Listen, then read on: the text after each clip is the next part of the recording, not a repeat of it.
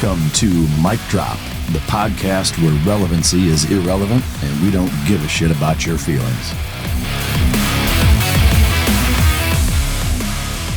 Ladies and gentlemen, it's both an honor and a pleasure, as always, to introduce two guests today. If you've never had a threesome, you're about to have your cherry popped, because that's what's happening today. We've got two guests that are we're going to be talking to at the same time, a little bit individually, one-on-one first, and then because of the nature of what they do together, we're going to talk to them as a group to wrap this episode up. But I'm really excited. Got two standout fucking gentlemen that are going to be here sharing their story, what they've been up to, and both of them are huge inspirations for both me and everybody listening, I have no doubt. So, without further ado, the first guest that we're going to talk to was born in Virginia Beach, Virginia. He served in the Navy from 2008 to 2018. He was in Bud's Class 273. He went on to SEAL Team 10, spent his last several years as an East Coast combatives instructor, did multiple deployments, crossed over into being a professional MMA fighter, was ranked first on the East Coast as a welterweight amateur prior to that. He now currently owns Massive Apparel and Massive Supplements and is also a sexual tyrannosaurus. Please welcome Mitch Aguiar. Hey, how you doing? Thanks for having me. I appreciate you being here. I know for both of you guys, it's been a long fucking trip, and the reality of it is that the reason that any of these episodes are worth a shit is because of you guys. So it's something that I can't thank you enough for taking the time out of your schedule to be here, and I'm appreciative of you coming, because I know in person it's always a better interview, and I know it's a ways out here coming all the way from Dallas. So thanks for coming. But real quick, I do like to get into just kind of a quick lightning round to get things started off. One thing I like to ask everybody is, what does your morning routine look like? My morning routine? I don't think I have one, honestly. I think every morning is different for me, which is kind of cool in some ways, because it keeps things fresh, and I don't have that typical Groundhog's Day, which I'm sure a lot of people do and hate it. But in the other sense, like sometimes I wish I did have a routine, because I feel like it would be a lot easier to, get my workout in and this and that, if I had like a strict routine that I stuck to, but I just don't, and I never know where I'm going to be or what's going on. I keep my schedule pretty flexible, because I never know what opportunities are going to present themselves, and that's the story of my life. So well, variety is the spice of life, right? Yeah, I don't mind it. Yeah, no shit. Is there, I can only imagine, say training wise, you've got a pretty specific morning routine though, right? Or even then it's like fucking. Yeah, no, it's a free for all. Well, I guess if you keep your body guessing. I see you guys like Jocko, and I'm up at 4:30 every day, and that's super commendable and respectable. I've just never been a morning person, first of all. And second of all, let me be the first to say that's goddamn refreshing, because I'm the antithesis of the Jocko routine. I can't get up fucking at 4:30 in the morning. I stay up late, and I sleep till between 7 and 8. I mean, that's the earliest I fucking get up. I know it was an early morning for you today. I actually started a hashtag Jocko takes naps. But, that's just a joke. I don't know, but I'm sure he appreciates that shit, right? That's funny shit. All right, favorite cheat meal.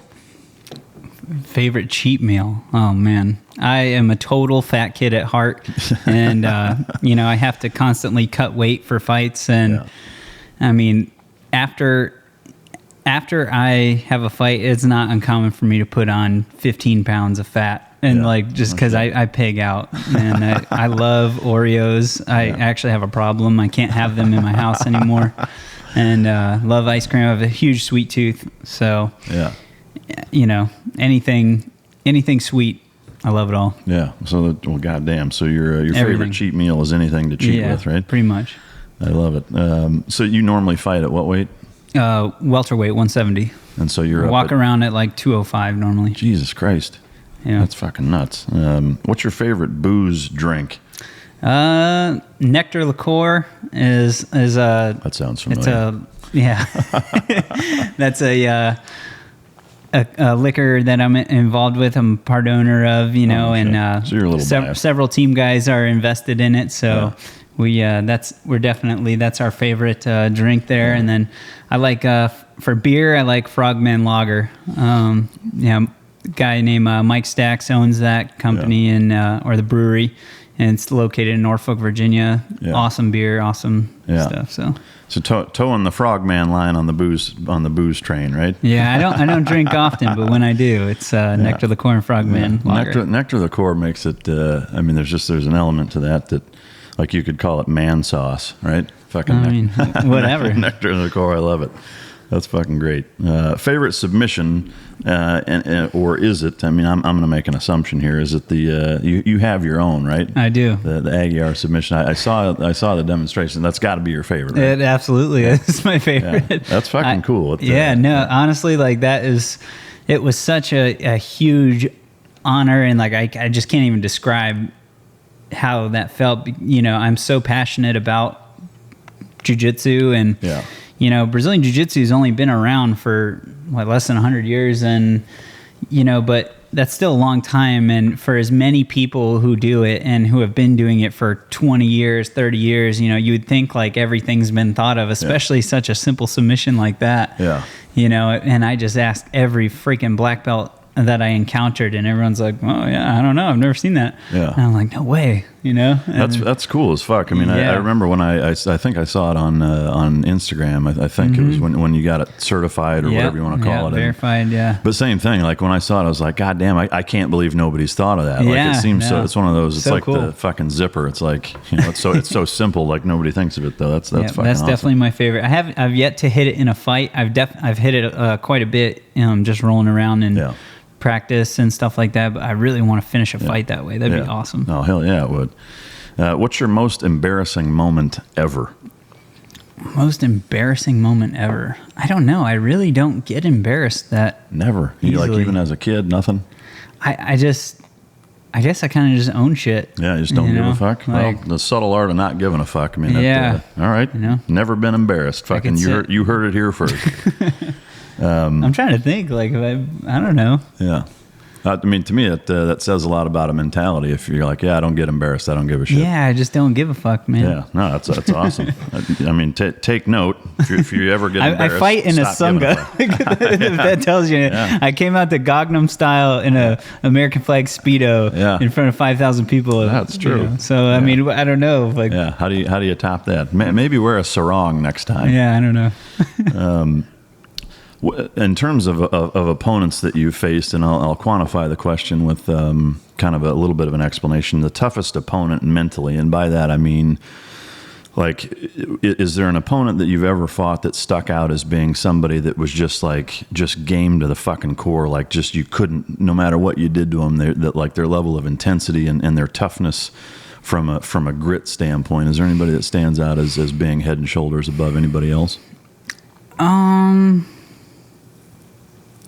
I would say, I guess I have to say Kedrick Harris. He's my one loss, and I think he brought it. We both came to fight, and he caught me in the second round, and so I guess him and a guy named Will Worley I fought. He was super tough, never stopped fighting, and we went to decision, and He was definitely tough, and the last guy I fought, Brandon Pennington, he was certainly tough, and it was a tougher fight than I was expecting. He definitely came to win and came to fight. So, David Collins in the past, I fought a guy named David Collins. He was also super tough. I don't know. I've actually had a lot of tough opponents, and I'm happy for that because it's helped me grow as a fighter for sure. Yeah. There's been fights where I've kind of just walked through it real easily, and I haven't really grown from those fights. The fights that I've really grown and stepped up and felt like I gained experience and kind of brought me to another level was all those, really tough fights. Yeah. But one of the things I hear a lot, whether it's watching MMA fights or listening to fighters, even such as yourself, talk, is that you hear that kind of phrase or reference a lot, like he came to fight or he came to win. I mean, have you run into guys, like, not to sound like a smart ass, but I feel where they didn't even fucking show up? I feel like, like fighting is 90% mental and the other 10%'s in your head. You know, I feel like you can beat people before you even step in the cage, and I feel like some guys feel defeated before they even get in there, and I've that my one loss. I mean, I just did not want to fucking fight that day, and it was because I had a lot of shit going on in my head with a little love triangle, and I just, at the time I just did not want to fucking fight, and but I had sponsors already, that had paid me, and I'm like, it's more of like an obligation. I was like, I just want to get this shit over with, so I'm just gonna go in there and fucking fight. And I still fought to the best of my abilities. I just mentally, I wasn't all there, and that's no excuse. He got the best of me, and but yeah, I think you can definitely beat people before you even put hands on them. Well, it's interesting you say that. I know, like, with what I do for a living with dogs, presence and body language is fucking everything. And I'm curious that, from your perspective as somebody who gets in there, how big of a role does both on your end and on the opponent's end, like, is that something you concentrate on? I mean, your time, you spent some time in the dog program in the Navy as a handler, and so I know that there's an element there that you probably recognize and can relate to more than most guys. It's just fucking alphaness, like the raw. When I'm in that cage with someone, I'm not locked in there with them. They're locked in there with me. Like, I'm looking at them like prey. Yeah. I'm coming at you, and that's it. I don't watch footage of my opponent. I don't give a fuck. Yeah. Whatever, like, my game plan is the same. I'm going to fucking attack you ferociously and relentlessly, like, with everything I have. And that's it. Yeah. It's not going to be pretty. It's not going to be whatever, but it's going to be a fucking fight. Yeah. Well, I mean, to me, it's an interesting component to it because, again, like, the exact same process takes place. Like, when I test dogs for police or military work, like it's essentially setting them up in certain environments and circumstances to expose any genetic weaknesses that they have. And you do that through that exact same thing is by taking on very predatory behavior towards them and making them now understand, hey, not only am I not a prey object, I'm the opposite. You're the fucking prey object. Oh, yeah, absolutely. And so do you think other fighters, are there some guys that you've come in contact with? I think there's guys that fake it, that are trying to fake it till they make it type thing. And I mean, you can tell when it's manufactured. Yeah, and for me, like, I never planned on, like, fighting competitively as a career or anything like that. Like, I simply do it because I love it, and I don't give a fuck about the money. I don't care about anything else. I actually hate MMA. The thing I do like is fucking hitting people and, like, the fight itself. Like, that's what I enjoy. Yeah. Like the gladiator type shit. I hate all the other bullshit with it. I hate cutting weight. I hate, like, knowing I have an opponent 8 weeks from now, and like, I'd rather just show up and fight whoever's in there. Yeah. So bring back the catch weight and the Coliseum. Right? Yeah, whatever. let's just do it. Yeah, good shit. All right, so last two quick questions before we get into kind of the timeline is there a book you're currently reading? And if so, what is it? Or what was the last book you read? I'm currently working on the 12 Rules by Jordan Peterson. Yeah, nice. Yeah, that's a fucking great book. What do you have a favorite quote? And that is a guy I reference on here often. But, favorite quote. Yeah, mindset is everything. No, I'm just kidding. Favorite quote, I would say, is shit, I don't know. We can come back to it. I really like Theodore Roosevelt's Man in the Arena. Yeah. No, it's a fucking great one. I mean, it's on about half of the fucking team T-shirts, but yeah, it's a fucking good one, no doubt. All right, so what I want to do is just kind of quickly go through the chronological aspect of your career, your life, whatever. I've got a couple of questions, and then we'll get into our next guest, and then circle it back for how you guys have been working together. But I found it interesting that you're born in Virginia Beach.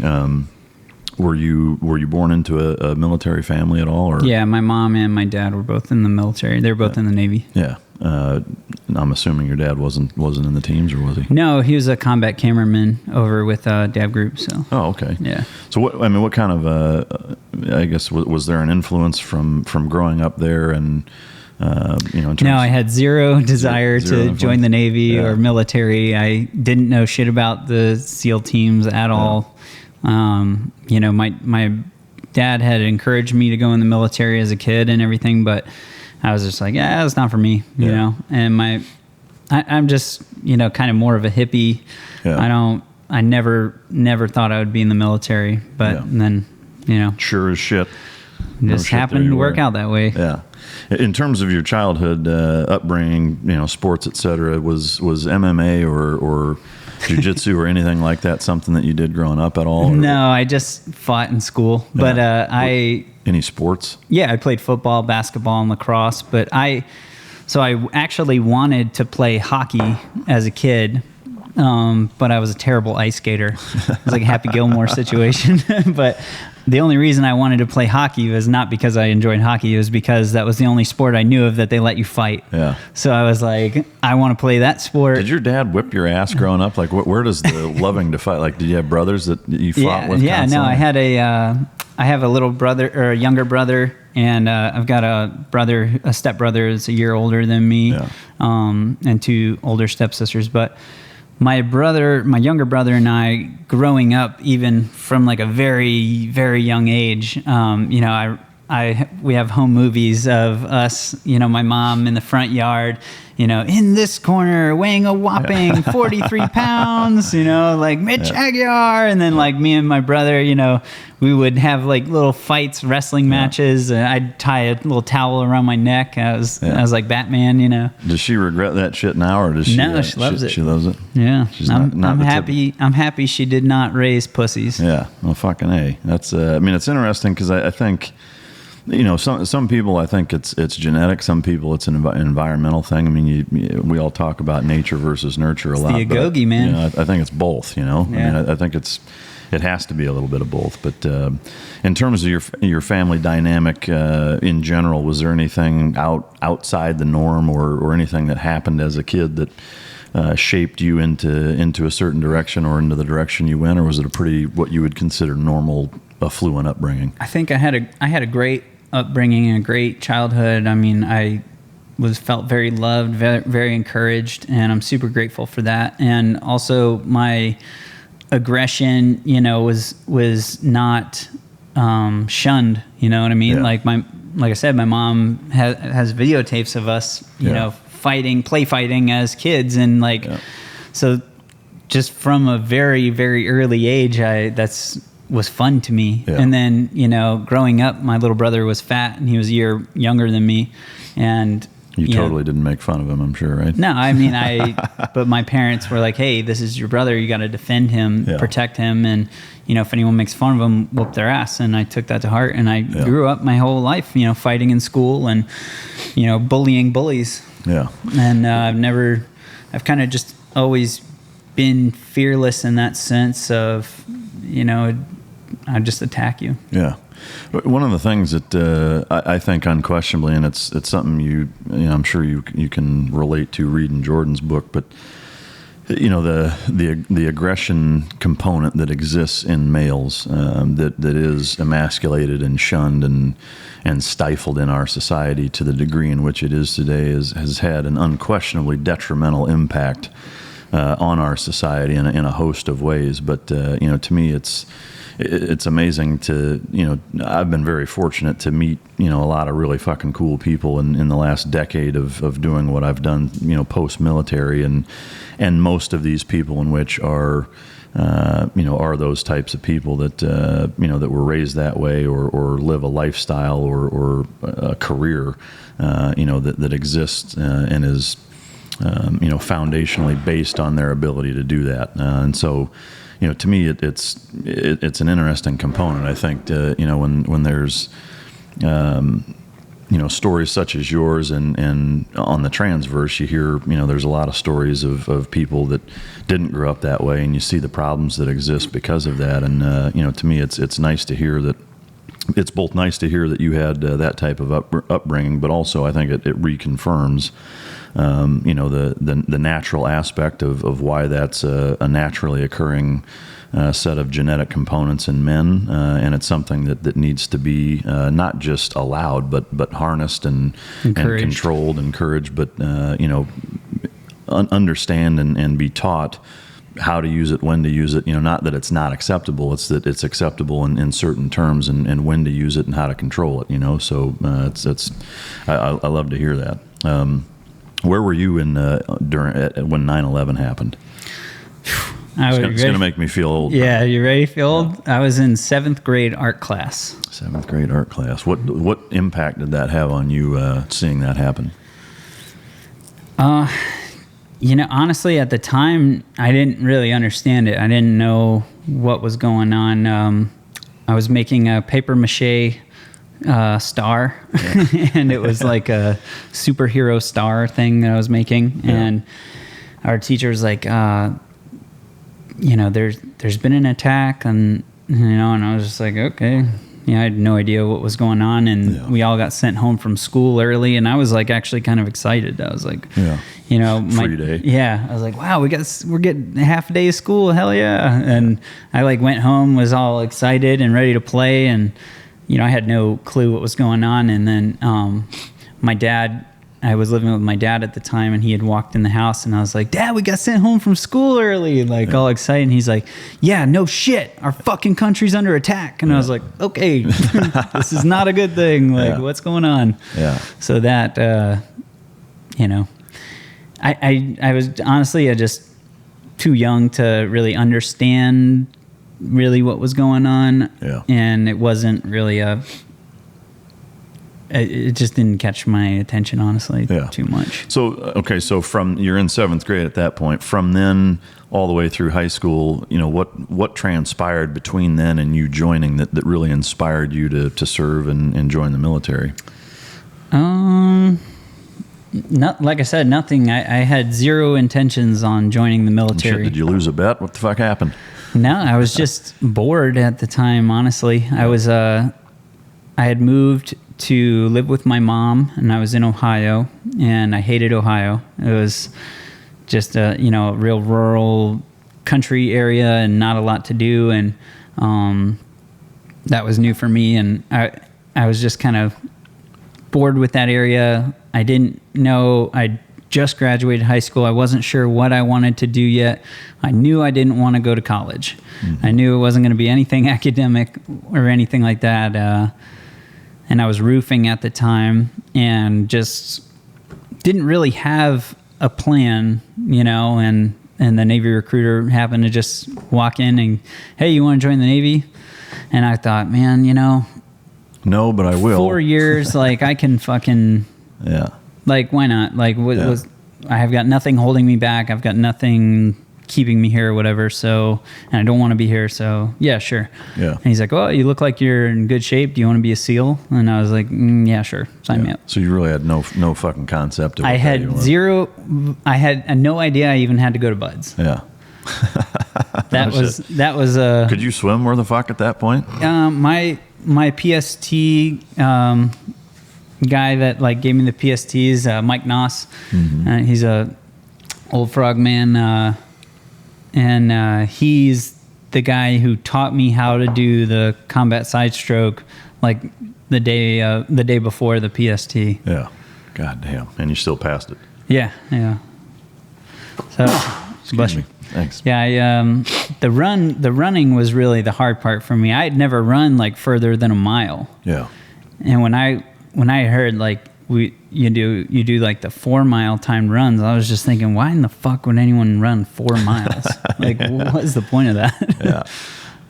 Goddamn. So so joining, I mean, it sounds like there's an element to your life that's very almost fly by the seat of your pants, like whether it's not having a morning routine or like joining the Navy on a fucking whim, standing on a rooftop, like, you're like, yeah, fuck it, I'll join the Navy. Yeah, I'll be a SEAL. Why not? Like, I don't even know what the fuck it is, but it seems like that seems to be a recurring theme. Yeah. With your lifestyle. It's just like fucking whatever, right?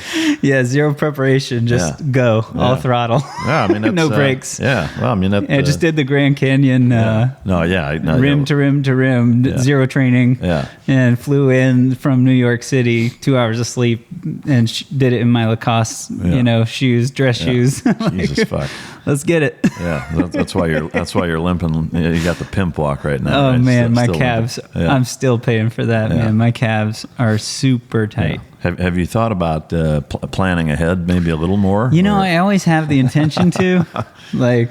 Yeah. Every weight cut for my fights, I'm going to cut weight slowly this time over 2 months, I think. Yeah. And then, sure as shit, the week of the fight, I'm 40 pounds overweight. Yeah. And I'm like, that didn't go according to plan. But let's adjust and make it happen. Yeah. I mean, if you're going to be dumb, you got to be tough. No, I know it. That's fucking Jesus Christ. I mean, do you even buy green bananas, or is that too big of a commitment? Nah, I don't really like bananas. Yeah. Jesus. All right. So you haphazardly or on a whim basically join the Navy, say, yeah, fuck it, I'll go to Buds. Was showing up there, was that whole experience, I mean, what was that like for you then, kind of just going into the unknown? Like, there's got to be a certain element of ignorance is bliss with that a little bit, with like, I think some guys, just like we're talking about mentality earlier, is that, your mindset can be so adversely affected, and you can overthink things and overplan. I'm sure you saw guys that show up that knew too much about training, and ended up fucking mentally mind fucking themselves out of it. I mean, there was guys, I remember being in boot camp, and there was dudes talking about what SEAL team they were going to go to and this and that, and I was just, I thought it was hilarious. Yeah, and you're like, when's lunch? I didn't know shit about the only information I had on Buds was the 234 documentary that Discovery Channel did. And that was the only information I had on Buds. Yeah. And from that documentary, I gathered that most people that went there didn't make it. Yeah. So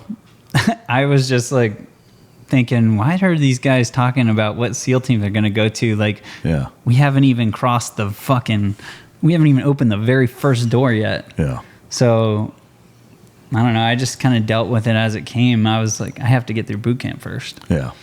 So, I mean, in keeping in tradition with, your mentality across the board, then was there any notable experiences in Buds that kind of threw you for a loop, or because of your just, fuck, whatever's whatever mentality, was it just kind of a pretty routine experience in terms of how you live your life? First phase was fine. I mean, honestly, it was my favorite phase, and like, it was just physical, like I loved log PT. I loved boats on heads surprised me how bad that sucked. Yeah.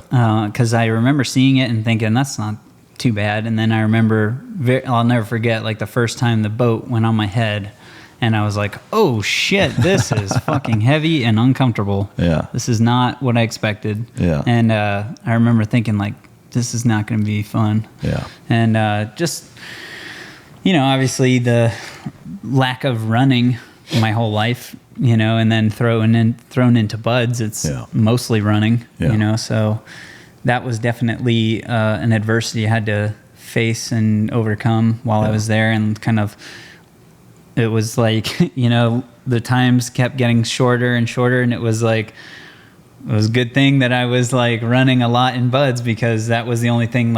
Every single run was me praying and trying to make the cutoff. I was the captain of the goon squad. Yeah. I was a good sprinter though. Yeah. No, I can see that shit happening. Was there anything in particular in Buds? I mean, did you get rolled or anything? Or I got rolled. I got rolled for actually an admin role in the beginning, because I'd showed up with 271 originally in Bud's prep. We were like the first or second class to go through that, and there was too many guys, so they put a bunch of us in we had to stay at Bud's prep for another 4 weeks and join up with 272, and then I got shin splints real bad because like I said, no running, and then jumping into that, and then finished up with 273. Okay, and then so from there you went to Team 10. Yeah, on the East Coast, and I guess at that point, like when does MMA enter your or that style of actual, not just fist fights and street fights? Was it an introduction at SEAL Team 10 or doing combatives? It was. I had joined a jiu-jitsu gym in 2012 when I got back from Afghanistan, and I'd heard about a fight league, that you could do a cage fight for, like anyone could sign up and do one. And I was like, fuck yeah. Like, I love fighting. So let's do it. Were there times, from the time you joined the Navy until you joined the jiu-jitsu gym, so this is obviously, you've been at SEAL Team 10 for a little while. You've done a long kick, dick dragger deployment to Afghanistan. Yep. But still had no real formal MMA training at that point, right? Were there times like, within the SEAL team, I mean, like, is street fighting something that you've still done as an adult? Like from absolutely. Like ton of bar fighting. Yeah. Which you fit right in there with the... Yeah, ton of bar fighting. And it's not, not that I ever started shit or whatever. I just am very protective. Like I said, growing up, I was that way, protecting my brother. And then that just kind of transferred over into my adult life in the SEAL teams. And you know how it is, like when a bunch of team guys go out to a bar and people are drinking and, it's just a bunch of alpha males and you're in a fucking small town or something for training. And they're not used to seeing and this. The local alpha male doesn't like that all these guys just walked in here and, and there's normally some sort of, when there's that kind of environment and alcohol, there's normally some sort of confrontation or people feel 10 feet tall. And then whenever that would happen and like, it was normally not even me. It was normally my other guys that would like get into something and I would just come in and finish it. Yeah. And that's just how I was. I mean, it happened a lot. And to the point where I got, kind of pulled aside and, hey, you need to cool off or whatever from this and that. And I'm like, I got put on restriction for drinking, and I'm like, I'm not fighting because I'm drinking. Yeah. Like, let me assure you, I'm fighting because I'm an asshole. Because I'm a fucking fighter, and like I am just very protective, and and it just I was like, all right, well, maybe I should join a gym, and I can just kind of do this stuff there, and that led me to the cage, and cage has led me to this. So was there any instances in platoon life or in any of the street fights that you went through where you got arrested for doing that or I got arrested one time. I got into a fight. I beat up like 3 guys outside of a bar with another team guy. I was with another team guy, my girlfriend at the time, and his wife, and we had left the bar, and these 3 dudes like started, it was after a night of drinking, these dudes started being disrespectful to our women, and it just caught me. Yeah. Was this in Virginia Beach? Yeah, it was in Virginia Beach. It's just not the night. I was not putting up with shit, and they started saying shit and kind of confronted them. They got a little shovey, and that was it, and just beat the shit out of 3 of them, and I got arrested, and I was the only one that got arrested. Yeah, was at any point with any of these fights, were there times where like you're putting dudes in hospitals or? I've definitely put people in hospitals. Yeah, I mean, and that never led to, because I know, I don't know how many fucking times shit like that happened with us, and there was a couple times where. Like some guys almost got like in real big fucking trouble. Luckily, I didn't get caught for a lot of things. It was kind of hit and run, and grab. kind of done. Yeah. Don't stick around to answer questions. Yeah, hot extract. Yeah, no shit. But so there's a lot of that. Like, and one Christmas I put my stepsister's boyfriend in the hospital. But Yeah. Well, it Merry, that was your Christmas present, right? Well, yeah. Merry fucking Christmas. Yeah, he had hit my brother, and that was also like alcohol was involved after a night of going out. And I mean, you cross a line with me, I'm gonna put you down. Yeah. So so from 2012, like you come back, you've been in a lot of street altercations and have always liked fighting. So now you decide to join this gym. Like, tell me, what I'm curious of is like, was that an eye opener in terms of now? Because I know, from a jiu-jitsu standpoint, like there's been a number of times where I've certainly been fucking humbled by people that I'm like, this fucking guy, and then you're like, what in the fuck just happened? Yeah. Like, was there kind of a transformation of where it was a real eye opener for you, where you're like, yeah, definitely. Jiu-jitsu. I mean, I remember doing jiu-jitsu for the first time with smaller guys, like 130 pounds, 140 pounds, but guys that in our buds class that were state wrestlers, and stuff like that. And they were probably only at blue belt level. But I mean, if you have any kind of grappling experience and you're a blue belt and you're going up against someone who has none, you're going to fucking just destroy them, just tie them in knots. Yeah. And that was fascinating to me. I was like, holy shit, these little guys are tying me in knots and submitting me. I was like, this is insane. Like, imagine what I could do if I knew this stuff with my strength and aggression and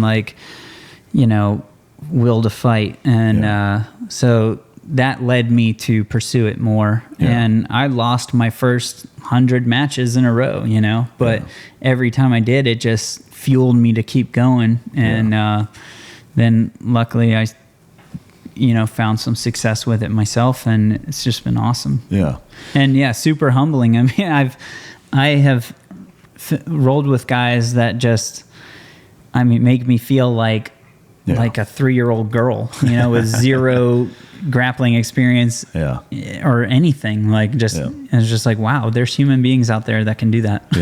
No, I mean, there's levels to this shit. There's levels to everything. No, I mean, I'll never forget the first time I ever did it. And that was my, walking out of there, like my head was spinning. It's just like, holy fucking shit. Like, there's way more to that than it looks like, and there's so much other shit going on, and I can't wait to talk to you about that also. But there's so many other fucking elements to it that you don't realize until you actually do it, and that's a fascinating sport, no doubt about it. I'm curious, so as you cross over into MMA and the last couple of years you spent teaching combatives and kind of passing that on to some fellow brothers in the SEAL community, but obviously you're focusing more and more on the professional, even though you were an amateur at the time because you had to be, right? It being in the Navy, you can't be a professional fighter while you're on active duty. So it was more the SEAL teams. They didn't want my head shed and stuff. They didn't want me to fight professionally. And I really didn't understand their logic because in Virginia, the commission is the exact same rule set as for amateurs as it is for pros. It's day before weigh-ins. There's no shin guards. All the strikes are legal. There's zero difference. I mean, and I was fighting. I was quickly a champion. So the majority of my fights, I was fighting champion caliber fighters and fighting, I defended my belt 9 times. And did you have that conversation with him as to what the fuck? Like, what? And that's one of the shitty things about the military, in my opinion, is you have a fucking million bosses and, and what your current boss, what his mood or how he views things can really alter or change the outcome of your life and what you're pursuing. Like if your current head shed is cool with it, then it's all cool. And then you think everything's cool. And then, then they change command or something like that. And now all of a sudden, hey, no, this is a no-go now. And it's like, well, why? And and I would get so fucking frustrated questioning that stuff. And then they would get frustrated with me, like, because that's not militant and that's, you don't question things, you just do it. And I don't have that mentality, and that's one thing I just disliked about the military. Yeah. I've noticed the same thing with dog programs is that, in the last decade, holy shit, like the amount of changes, like there's some Commodores or COs, or depending on who's running the show and how it's structured, is that, some of them love the dog programs and put a lot of weight behind it. The dogs are so like bastardized. They're such a great asset, and like you said, it's all dependent on what mood the fucking commanders, what mood the head sheds in. If they want to utilize the dog, or if they're in their experience in the past, the dog was they had a shitty dog handler, and the dog was just all over the place and not controlled or something. So that is now their standard. With the dogs, that's what they have in their head. They're like, no, that thing's not useful. Yeah. And then you have the guys that do know how they're used, and and they want to integrate it as well. Same thing with combatives. Yeah. I mean, combatives was, it's so taboo in the teams, and well, it's stifled so much, because I think a lot of guys, if they don't understand them, they think that's going to lead to more fights and more problems and whatever, where it's actually the opposite. That, or I've heard so many times, like, we're gunfighters, not fist fighters, and it's like, okay, well, and I'll be the first one to tell you, if you're doing a triangle choke on target, something's terribly wrong. Yeah. But still, it's definitely doesn't hurt to know that shit. Yeah. Yep. No, I'm tracking. Speaking of dogs, since you did have some involvement with the dog program, and with my background being what it is, what's one thing that kind of sticks out in your mind that you learned from working with dogs in the military? Like, if there's one lesson that you could pinpoint and say, this is what being a dog handler for that time taught me. I would say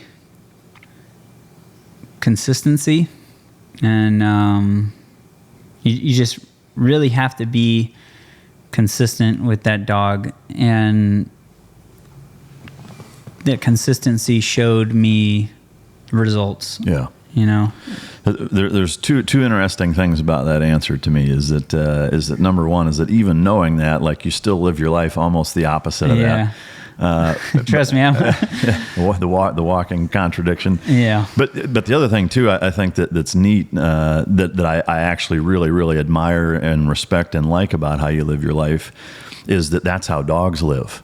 Like, they are right fucking now. Everything is take it as it comes. While consistency works well in terms of training them, that's not how they operate. Like, mentally, they are exactly the way you live your life. And to me, like, I felt super connection with my dog Diesel. He was just an aggressive motherfucker that just wanted to fight, fuck, and eat and sleep. and I was like, man, I get this dog. No, I mean, it's the similarities. We're similar. I get it. No, the parallels are they're awesome. Yeah, I thought it was hilarious, man. I would like come into a hotel room or something and just let him go, and he would just thrash pillows and hump the bed and destroy shit. And I was like, I love it. Man. Have at it, buddy.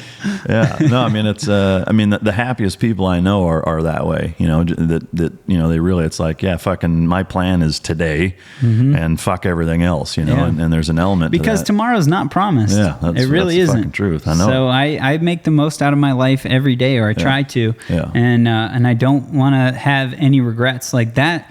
To me, waking up at 80 and fucking having like the what ifs. Damn, I should have fucking tried that or this or that. And doubt kills more dreams than failure ever will. Yeah.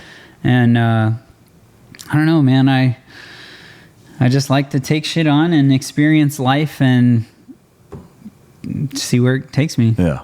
I love it. Like I said, I see a lot of parallels and similarities between, like I interact with dogs all day, every day. And I'm a good dog. And, fucking good boy.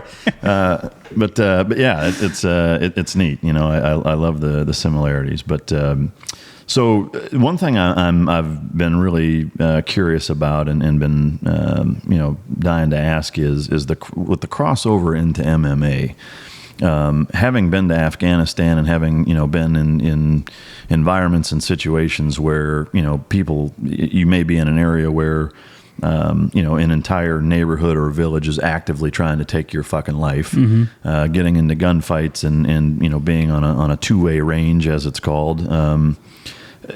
What I'm really interested about, I've watched God knows how many MMA fights. You know, I've certainly been in street fights, but what I'm curious of is there kind of a hybrid in terms of what that feeling is like when there's elevated pressure? Like, obviously it's not a street fight where things can go horribly wrong. Maybe the guy's got a gun, a knife, fucking 3 buddies behind a building or something, but and it's obviously not the same as being in a combat situation, but like, is there an element of pressure, or what is that feeling like when you're walking out, especially, you know, as a pro fighter now?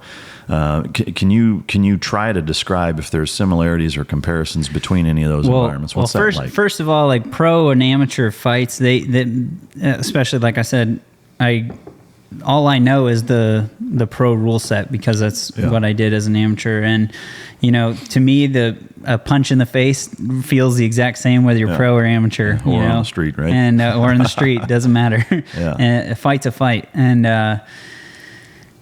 man, when I'm fighting somebody, I'm fighting them like my life depends on it. And that's really like losing isn't an option for me. So I am fighting with the mentality of, like, if I don't win, I'll die type shit, you know? Yeah. And that's why I will fight you with everything I have until you shut me off. Yeah. And so I think it's similar in that sense. You know, the same thing overseas. I'll fucking fight you until you shut me off. Mm-hmm. And I think I know that the consequences aren't, I guess my nerves are a little different going into the cage, because I know that more than likely, like, I'm not going to die. You know, the worst thing happens, I get kicked in the head and I shit my pants in front of everybody on TV or something, you know? And that's just like, maybe that would be my embarrassing moment. Yeah. I don't know. I'm going to guess you wouldn't give a fuck. Yeah, I probably wouldn't, you know? I'm the man in the arena, so. Yeah.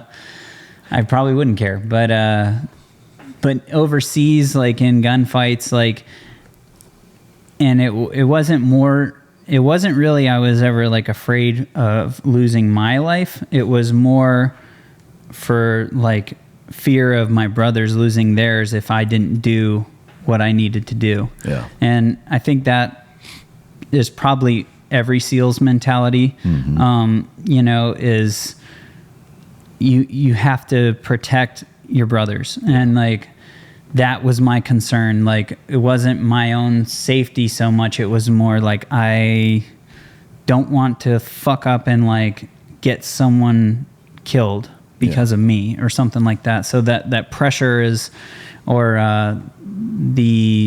you know, it's not a game. Mm-hmm. It's not like you don't get to just take an L on your record, or, you know, it's, if you die or one of your brothers dies, like, that's it. They're not coming home to their family. Yeah. And so there's just a different level of consequence or seriousness to that. Yeah. So the mentality's definitely different, but sort of similar. So it sounds like, you know, the mentality is similar, but the nerves are scaled.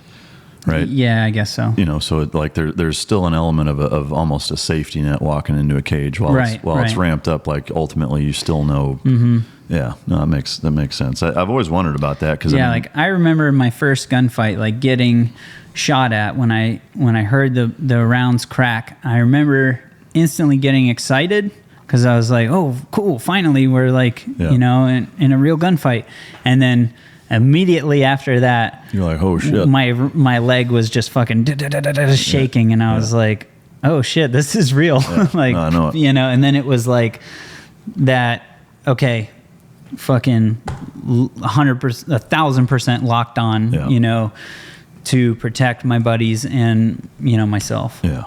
I remember for me, you know, that's kind of a similar thing, is that, you know, the leading up to it was as bad as it actually happening, I think, is the anticipation of it. But, and the anticipation can be worse than the reality a lot of times. I mean, I think that with fighting, I think that with anything. Yeah. I think shit running the O course. Yeah, man, anything. Like, I remember going to Bud's when I got there.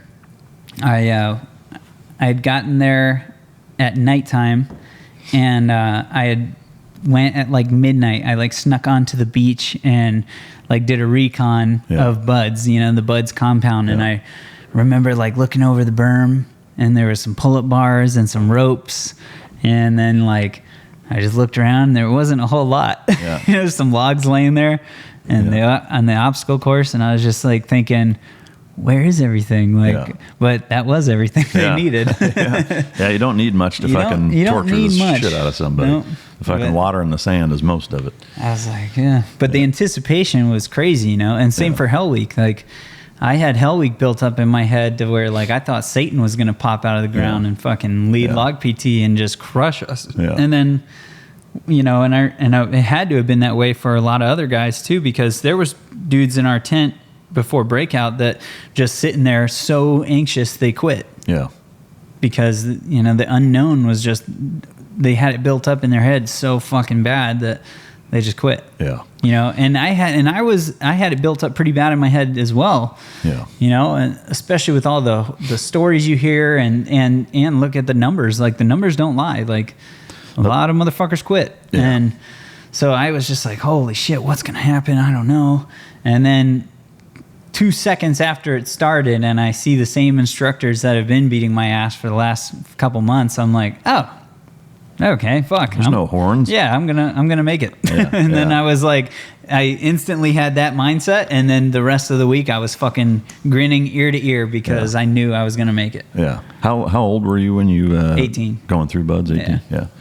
I was the same way. I know for me there was an element of ignorance is bliss. Like, I think I was a little too young and naive and almost just too fucking dumb to know any better. Like I really was. I was young enough to recover from everything and just, it wasn't a big deal. But, I was definitely young, dumb, and strong, but I was super immature. Compared, like, you don't know what you don't know, man. You're 18 years old, you're a dumb fucking kid, and all you 18-year-olds that are listening are dumb fucking kids, and you don't know what you don't know, and that's okay. You will. And here's the good news. Here's the good news. You get older and you learn, and then you look back at yourself and you're like, oh my God, I was fucking retarded. And so all the guys who I went through Buds with and all the people that were older than me and had to deal with me, I'm sorry for my bullshit. I'm sorry for my immaturity. I'm working on it. I'm getting better every day. Love you guys. That's great shit, man. I love it. All right, so moving on, and like I said, so you cross over into MMA. Now you just got out of the Navy earlier this year. And now you've transferred over into being a full-blown professional fighter. Tell me, kind of what's next for you in terms of your fighting career? Fighting career next for me, I'm making my LFA debut, which is like a step under the UFC. I'd say they're like a feeder league. They've put, I think, like 80 people in the UFC, something like that. So, just crawl, walk, run type shit. So I'm trying to do it correctly. I'm sure that I could throw around the SEAL thing and make my way to the UFC, like, kind of like a CM Punk situation, but I don't want to end up like CM Punk and just get my ass whipped. There's levels to this shit. There's levels to everything, and fighting is certainly one of them. And you get put in there at the highest level, and you're not ready, you're going to get your fucking ass beat. Well, I remember in front of everybody on TV. I mean, there was another team guy, I think Brandon Wolf. I think. That I remember seeing a fight. He fought. Who was it? Fuck, I don't even remember who he fought. But I mean, he got his fucking ass handed to him. Like, it was embarrassing. I mean, he's the man in the arena, so I can't knock him. But it's also definitely. It's just one of those things where you don't want to bite off more than you can chew, and so I guess this is the one thing in my life where I'm like taking the right steps, and I don't know. We'll see how it goes. You keep going. So the going well so far. So talk about your the massive supplements and company that you're a part of started type.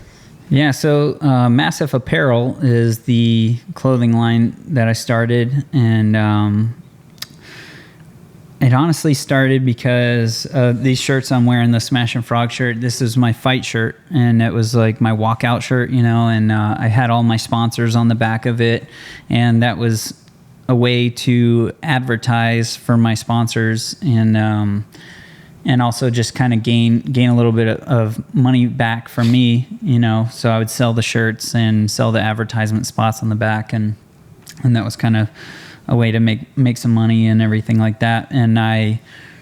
But I really enjoyed seeing people wear my shirts and support me. I thought it was just awesome, and I would get like super excited whenever I saw someone wearing my shirt, and but it's got a big green fucking frog on it. It looks like a Ninja Turtle and shit. So people aren't going to wear it all the time. So then I wanted to come up with more common designs, or like something that people could wear daily or every day. And at the time, I had a pretty decent size following on Instagram, and a lot of people were telling me that I was motivational and this and that, inspirational, and I didn't really understand it. I was just me being me, living my life, and I thought it was cool that like people could draw something from that, and and I was saying mindset is everything a lot, just in general, and so I threw it on a t-shirt, and I have a little bit of an artistic background, or so I came up with a couple designs that I thought were cool, and I integrated like some of my team guy history or whatever into them, like subtly, and with like putting the tridents in as like M's or whatever, the W warrior mindset,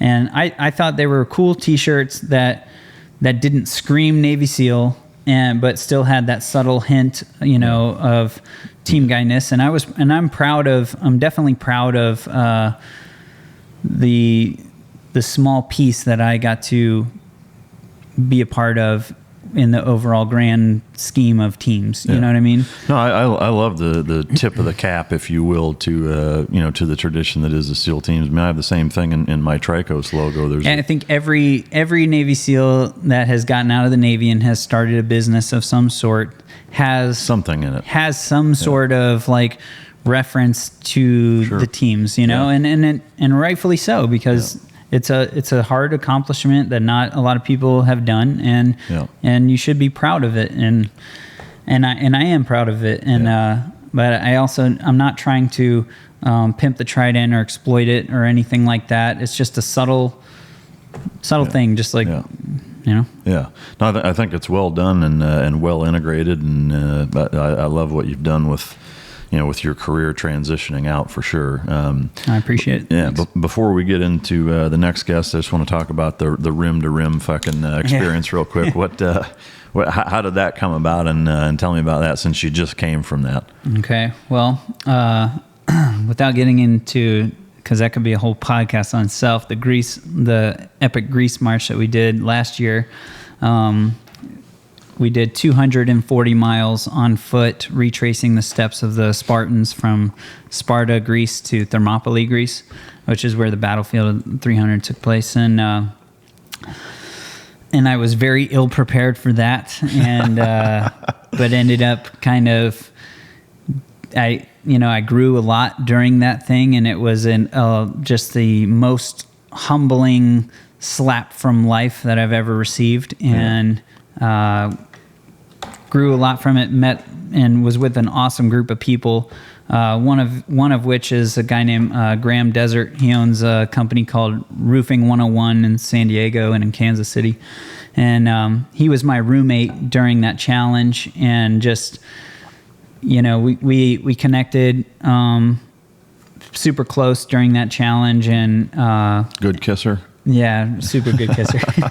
And we got to experience that whole epic challenge together. And then he had reached out and challenged me to do this rim to rim to rim Grand Canyon challenge with him about maybe 2 months ago. Yeah. And I was like, that sounds pretty fucking epic and pretty hard. And I don't shy away from hard challenges. I think that's, the more hard challenges you take on and overcome, like that's what makes you special. That's what, creates confidence and everything. So I knew that it was going to suck really, really bad and that I did not want to do it. So that's why I signed up. I told him, I was like, okay, I'll do it. It's about time where I really push myself and practice what I preach. Yeah. So, in order to remain credible as a motivator or whatever, I have to continue kick yourself in the balls to push myself, practice what I preach. So anyway, I swear to you, I planned on training for this thing and prepping for it, but then, just the way I live my life, I got distracted by, we're doing this, we're doing that. And, before I know it, I'm traveling all over the country with Kyle doing motivational speaking and this and that. And it's been great and awesome. And I wasn't going to give up one for the other. So I was like, I'll just deal with that when it comes. Yeah. And we were in New York City. We met up with a couple people down there, had a really awesome time and gave a speech out there. And then I had to fly straight from New York City to Phoenix. Got off the plane, drove 2 hours to the Grand Canyon with Graham. And we got 2 hours of sleep and then got right on the trail and started at 4 a.m., went till midnight the next day. So 20 hours straight, nonstop, 52 miles. And you wore what kind of fucking shoes? Lacoste, yeah. Oh, they're my everyday shoe. I wear them. Any particular reason you didn't bring a pair of fucking real hiking trail runners? Dude, these shoes are comfortable. Like so I was planned. I run in these shoes. I go to dressed up events in these shoes. I go to the movies in these shoes. Yeah. Like it's just my shoes, man. Yeah, you're so I figured I was like, well, these are the most comfortable shoes I have, and if I'm gonna go 52 miles, might as well be in those. So I definitely got a lot of weird looks and stuff, and people were just like, are you crazy? But hey, my feet held up good. So but that was one of the hardest days of my life for sure. 52 miles in 20 hours straight, or 20,000 feet of elevation change, and 60-degree temperature swings. I know a handful of people. I'd never been to the Grand Canyon. Yeah, so. It's like first time in jumping out of a plane is the first time being in one. Almost. Yeah, I mean, we started. Sun was down. It was 4 a.m. And the group I was with, they're like, "All right, ready, go!" And we literally started running. Like, clicked our watch. Let's go. And I'm like, "Holy shit!" And I knew that it was going to be, we had planned on 15 or 16 hours. Yeah. So I'm just thinking, oh my God, these guys are going to run that whole time or what? And I ran the first 9 miles or 10 miles, and then I had to start walking up because we were going uphill, and we went uphill for about freaking almost 8 hours. Jesus. What the first thing that I think of in hearing that is doing rim to rim to rim is that halfway point's got to be an absolute mind fuck. Like to me, it would be. Oh man, and it's one of those things where you have to be committed, because in the Grand Canyon there is no way out other than you get helicoptered out. Yeah. So once you commit down that trail, you have to go either back up or to the other side. Yeah. And I was pretty, my legs were cramping super bad. I'd already done,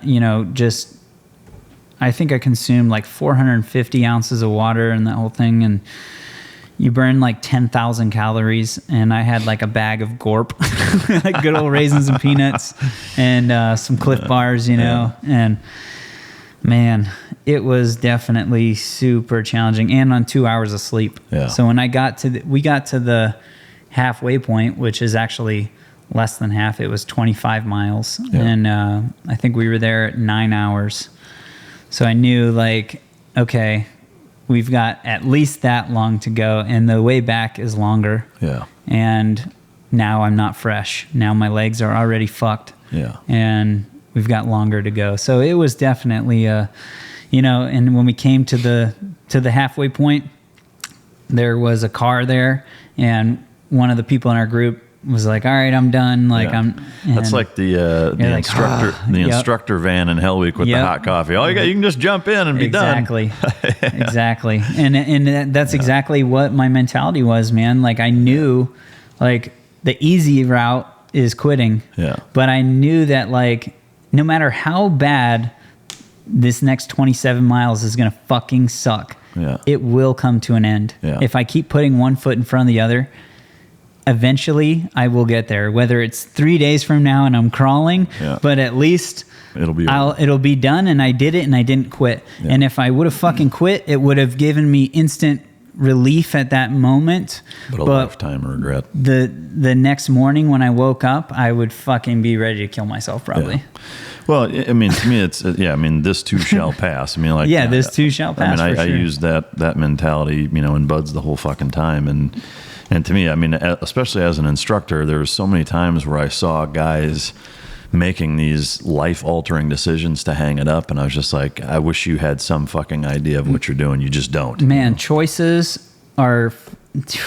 They can literally just set your life on a completely different path. Oh, every one of them. Absolutely. I mean, that's what life is. It's made up of fucking choices, and you either make the right ones or the fucking wrong ones. And where you are now is a consequence of all the choices you've made added up. Absolutely it is. That's good shit, man. I appreciate you sharing that. So just two things real quick. When and what is your next fight? My next fight will be with Lfa, and it will be at the end of July sometime. I'm not sure exactly. Do you know who you're fighting yet or no? I don't. Yeah. Whoever they put in front of me, I'm going to punch him in the face as hard as I can. Kick him in the nuts. Okay, that is one thing I'm going to fucking bring up real quick, just having never been in an MMA fight. But here's one thing I don't get. Like when I played baseball growing up, I was a catcher. There's times where even wearing a cup, I got hit in the nuts with the fucking ball, and like it was uncomfortable. But here's one thing I don't understand, and it reminds me, and you tell me if I'm fucked up here, but it reminds me of soccer players to a certain extent. When I see guys at a high level MMA fight, they get brushed in the fucking nuts, or even kicked square on it wearing a cup, and they fucking fold. It's like, dude, you just got elbowed in the fucking neck, or kneed in the face. Well, here's the thing with that. Okay, I recently got hit in the shaft. Like crushed my shaft through the ball, like worst knee I've ever received, and that was during sparring. Shout out to Amani Smith, but I wasn't wearing a cup, and that like really it folded me. Sure. Well, and without a cup, absolutely. Yeah, it folded me. But normally, I normally never spar with a cup or a mouth guard or headgear, none of that. Mm-hmm. And I've taken groin shots, and it's not that bad. But that one was the worst I've ever had in my life. But with what you're talking about in the cage, like this and that, so the rule set, you get 5 minutes. No, yeah, I mean, it's a calculated break. Yeah, if you get hit in the groin or whatever, they'll give you 5 minutes if you want to. Like no one, I don't think I've ever seen anyone take the full 5 minutes, because I think your opponent, the crowd, everyone is looking at you like, are you fucking ready, pussy? Yeah. Like, is your balls okay yet? Are you ready to fight? I mean, like that's the one. So I think like people will take a little bit to catch a breather and maybe like, okay, I'm good again. And then they'll go back in. I don't think I've ever seen anyone take the full 5 minutes. But to your point, I think they're doing it just for it's like tactical. Soccer players. Yeah. Like, I mean, to me, the irony of it is like from a rule standpoint. Yeah, same here. But from a rules standpoint. Just for that reason. Yeah. From a rules standpoint, though, you've got the one area of your body that's actually fucking protected, and you get the most time allotted if you get hit there. Like I don't know.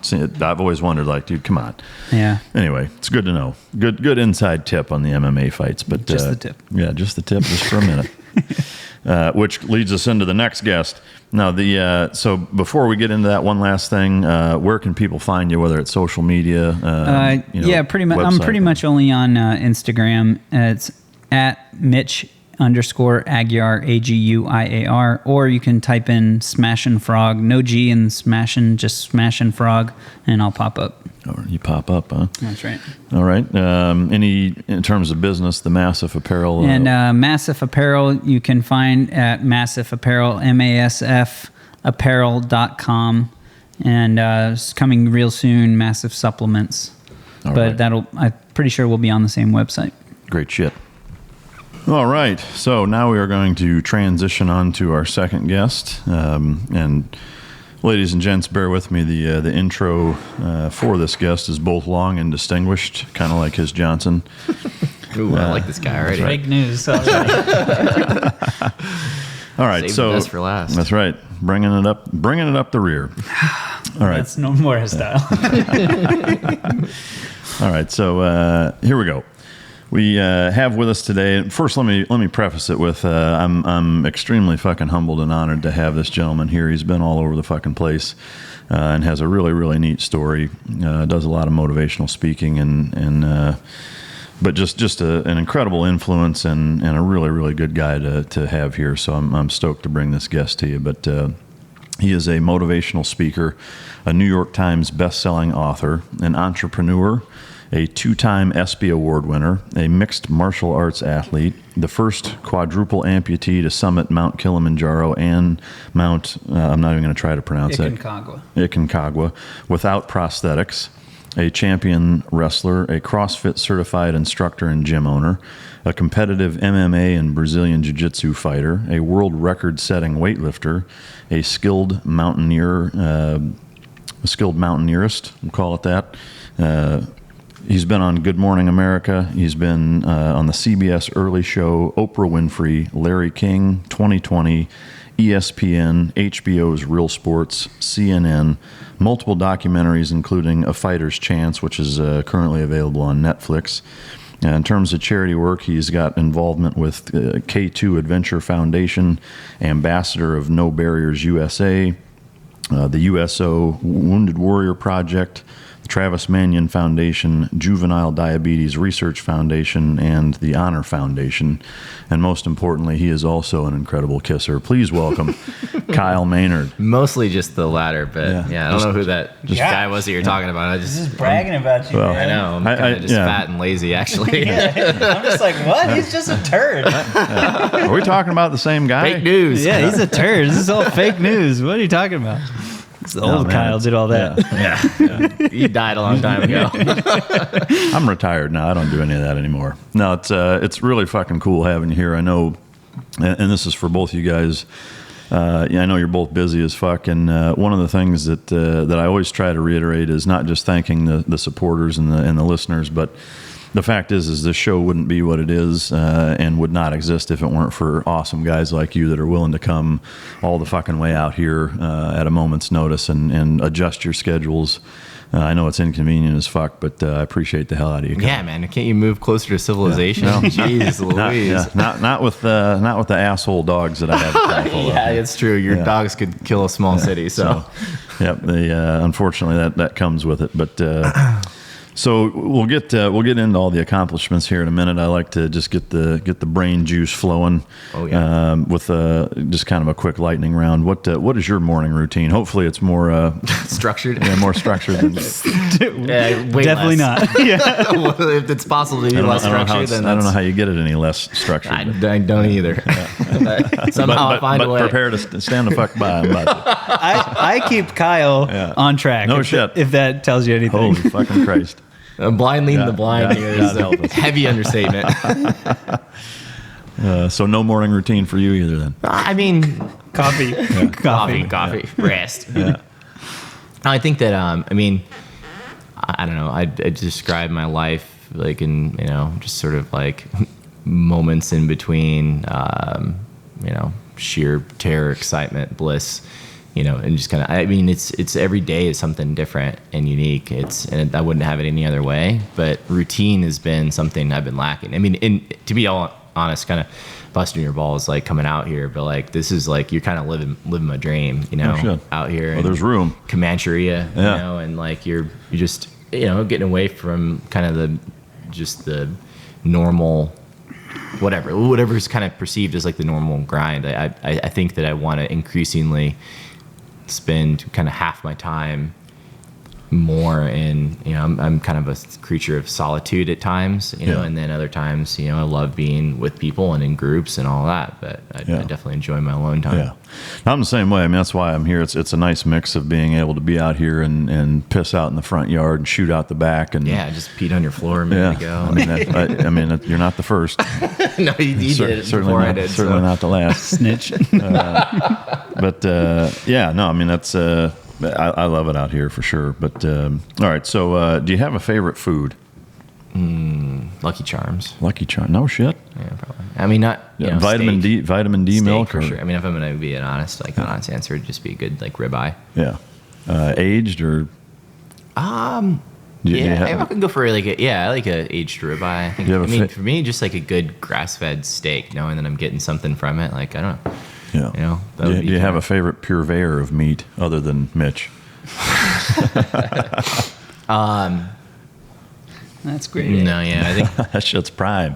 I wish I were give you a more cultured answer. I'd say probably I would pair it with a Malbec red wine grape, and I think just primarily due to the story behind that the Malbec grape was a worst to first example. Mm-hmm. And as we were speaking about kind of earlier, with a number of things, whether it was the Comanche or a million other examples of myself, it was sort of a worst to first kind of story. Yeah. And the Malbec grape was a trash grape in France, but when they brought it to Argentina and started growing it at higher altitudes, harsher climates, colder weather, then it thrived. Yeah. So is there a favorite place you like to get a steak from? Oh man. Whether it's a restaurant or buying it from.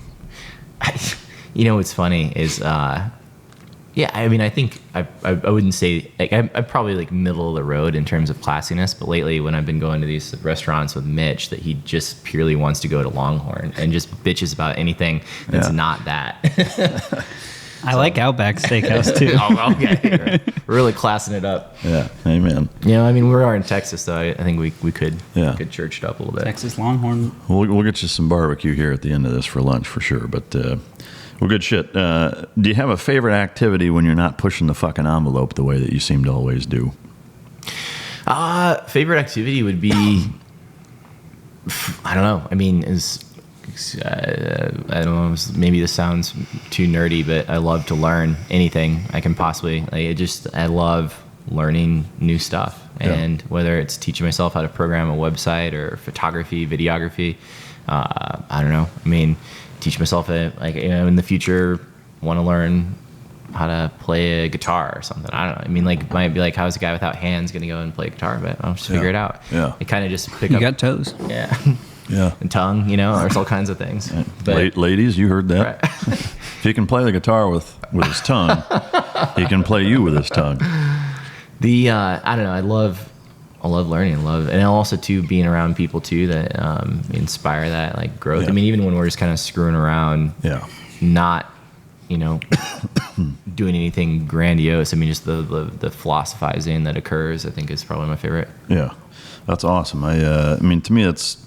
I mean, without a doubt, I think human beings where they really lose their shit is when they stop doing that. I mean, when you stop challenging yourself and stop learning it, I think everything starts to fucking shut down. So that's a good point, no doubt about it. Do you have a favorite booze or drink? I'm a wine guy for sure. Oh, shit. Red wine, yeah. But I mean, I see the Malbec grape coming back to that. It's probably my favorite. All right. A little refined up in this motherfucker. All right. I mean, I like bourbon, but it's at least one of us is a man in here. Yeah, I don't know about that.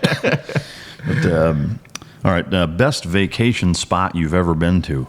It has to be a vacation spot. It can't be just some place where you've summited fucking Mount kick you in the balls.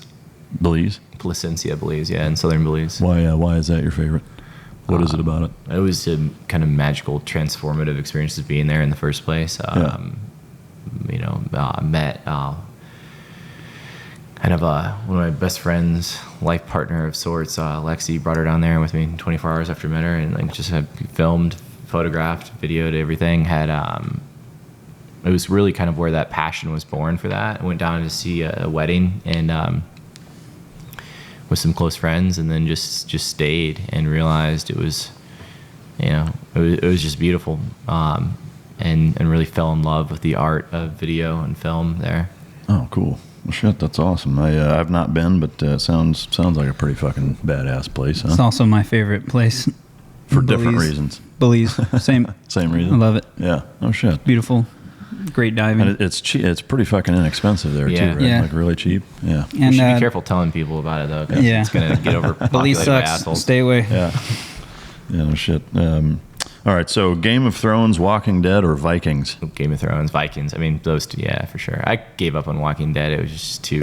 Yeah. But I mean, I would say, yeah, Game of Thrones. I'm like a borderline historian of it, and Oh shit. Ragnar Lothbrok, I feel pretty connected to his boneless son. Yeah. So yeah, Yeah. No shit.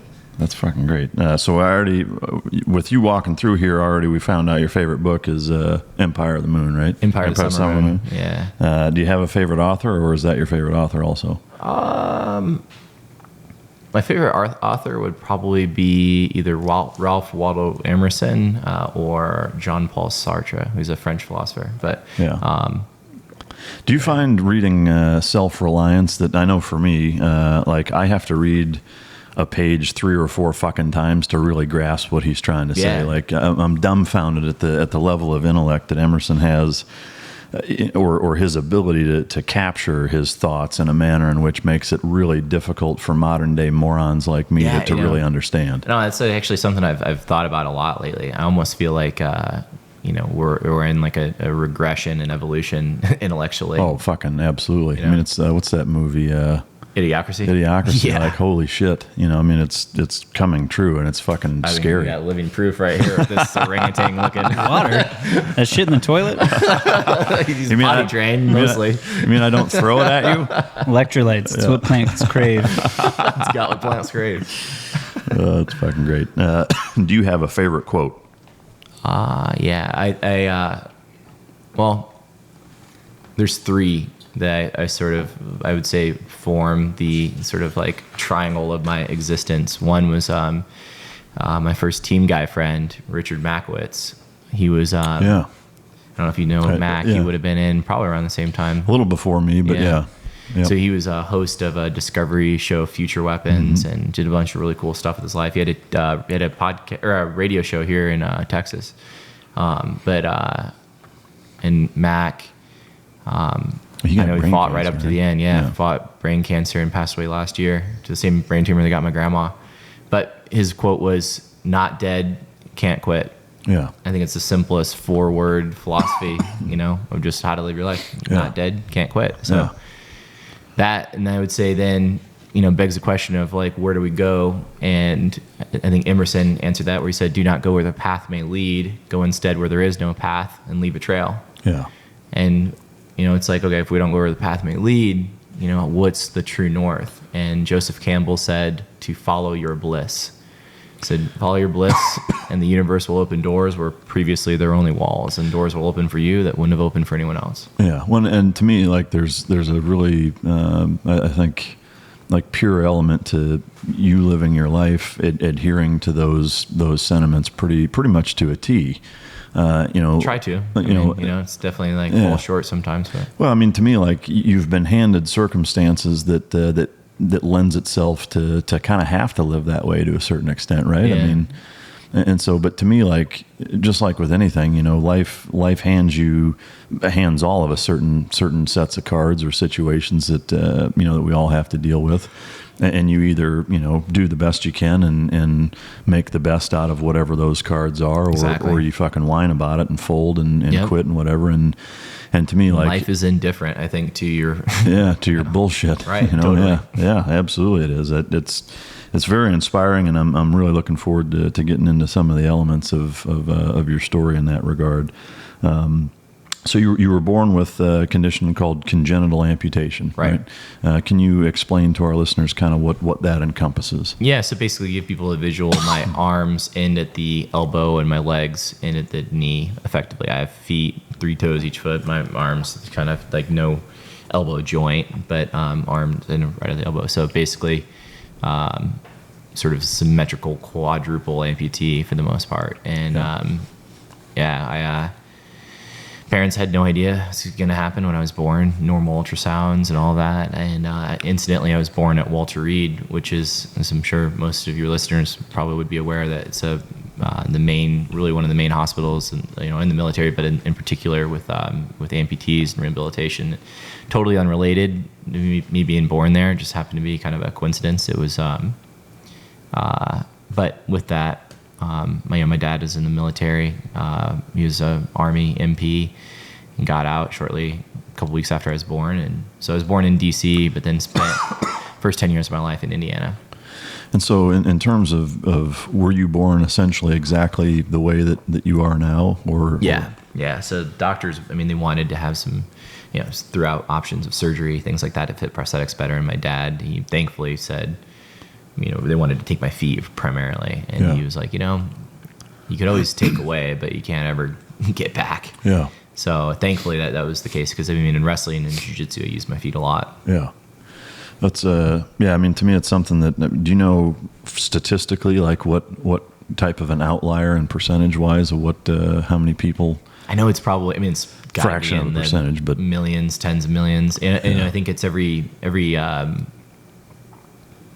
2,000 kids or 2,500 kids have some sort of amputation of a finger or toe, something like that. Yeah. The sort of common theory right now is a thing called amniotic banding, where somehow the amniotic sac forms around the limb and cuts off circulation and development.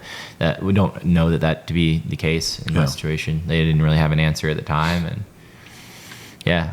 just kind of like luck of the draw, which I at the time would have thought was the worst thing in the world, when I was younger. But now, it is the best thing that I've ever had happen to me. It's the primary reason why we're sitting here talking right now. Yeah.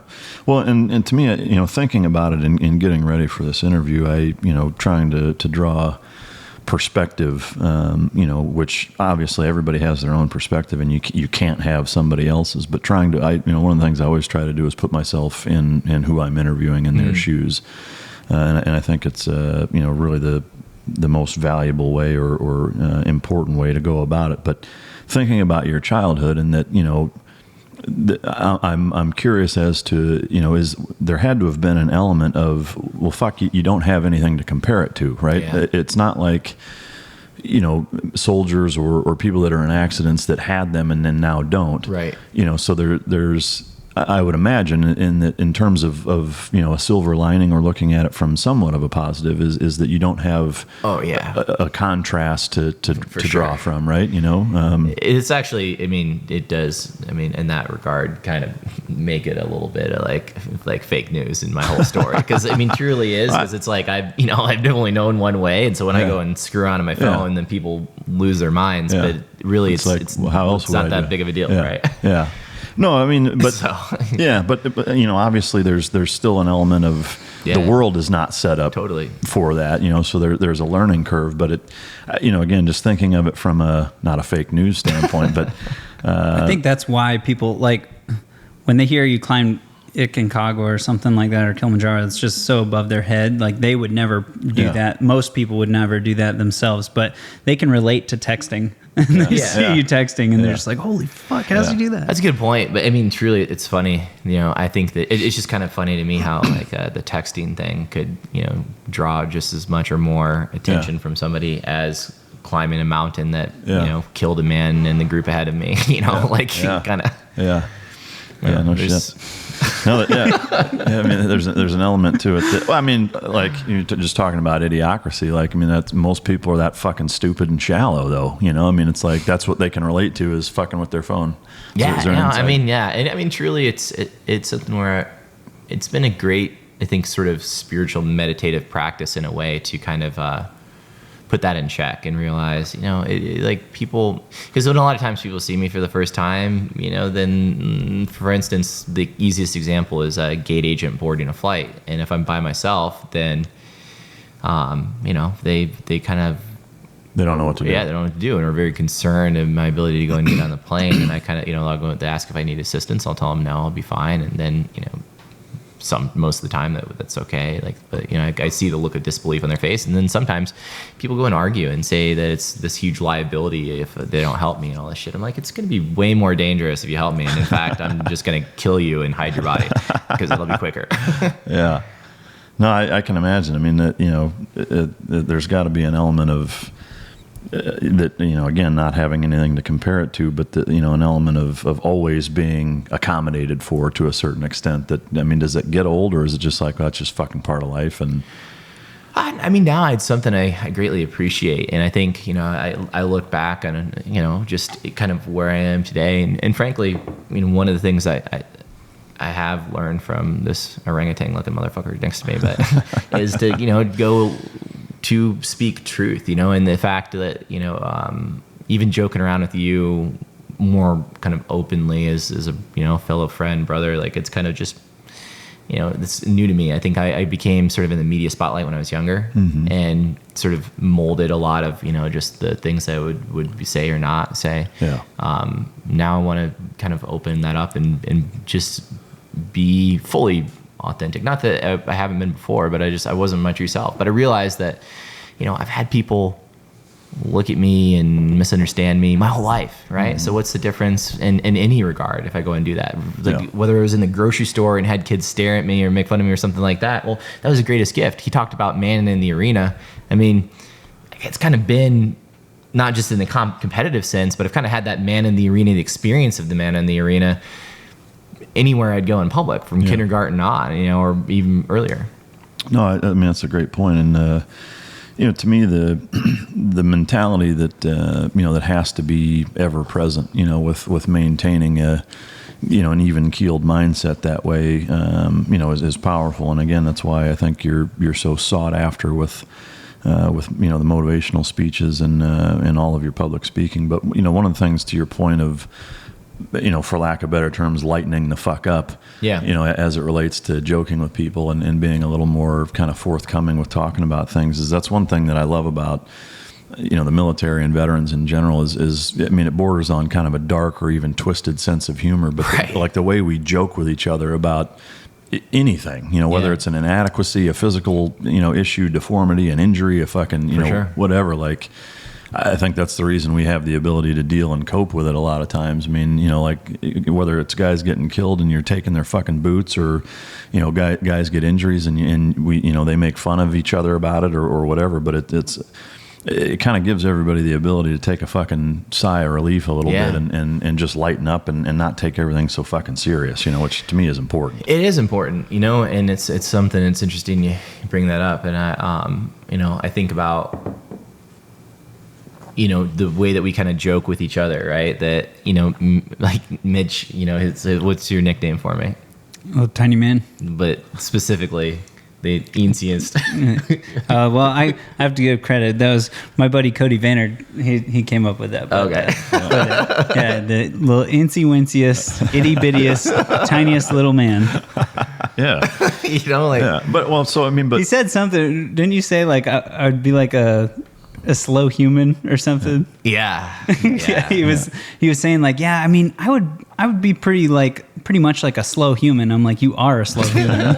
You know, pretty much like when you are a slow human. Slightly altered state at that point. Yeah. But, you know, to me, I think the neat part about that is that, you know, again, like, if people, especially with the politically correct mentality that so many fucking people have, and I talk about this on just about every episode, but is just how big of a pain in the ass that is, and how ultimately I think it's a detriment to our society that people can't just not take themselves so fucking serious about everything, you know, and everybody has things about them that you know, may lead to insecurities or things that you know, if they tap dance around them, that they're gonna have a fucking issue with. Yeah.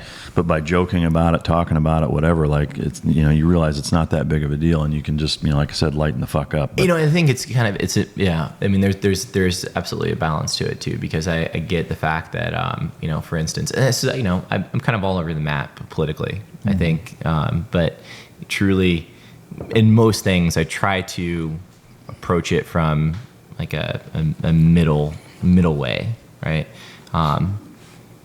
Like, Lexi, who I mentioned, is sort of like my ultimate like feminine but counterbalance to like the Mitch Aguiar, right? Yeah.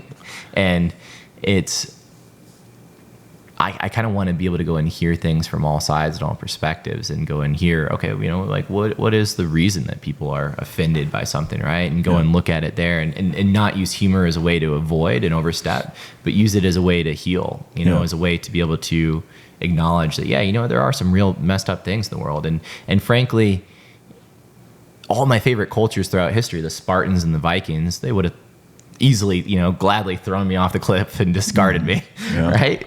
So I'm, you know, grateful for the fact that there were advocates who fought for, you know, before me, right? Yeah. That then, I would have tossed him for sure. Yeah, no, you still would try. Like, it's no use for this thing. God damn it, there's no mountains. Yeah, no. But you know what I mean? It's just it's striking that balance, because I mean I hear people use humor as a way to go and completely discredit and, you know, and validate people, but I also see it as a way too, like to your point, where people go and take things way too serious. Yeah. Again, it's coming back to that sort of yin yang, sort of like one foot in each world. Jordan Peterson would talk about order and chaos, right? Like I want to try to have 1 foot in each. Yeah, yeah, no, like half foot or whatever. I think it's incredibly well put and spoken, and I agree 100%. I mean, I talk about balance a lot, you know, in on this show and just in life in general. And I think, you know, to the yin yang point, I mean, all of life is that way, you know, whether it's work and play or, you know, serious and lighthearted. I mean, you can't just be a fucking goofball your whole goddamn life, but you can't be, you know, the staunch, you know, fucking Nazi about everything either. And you know, but it's that way with everything. And to me, I guess ultimately it's really refreshing to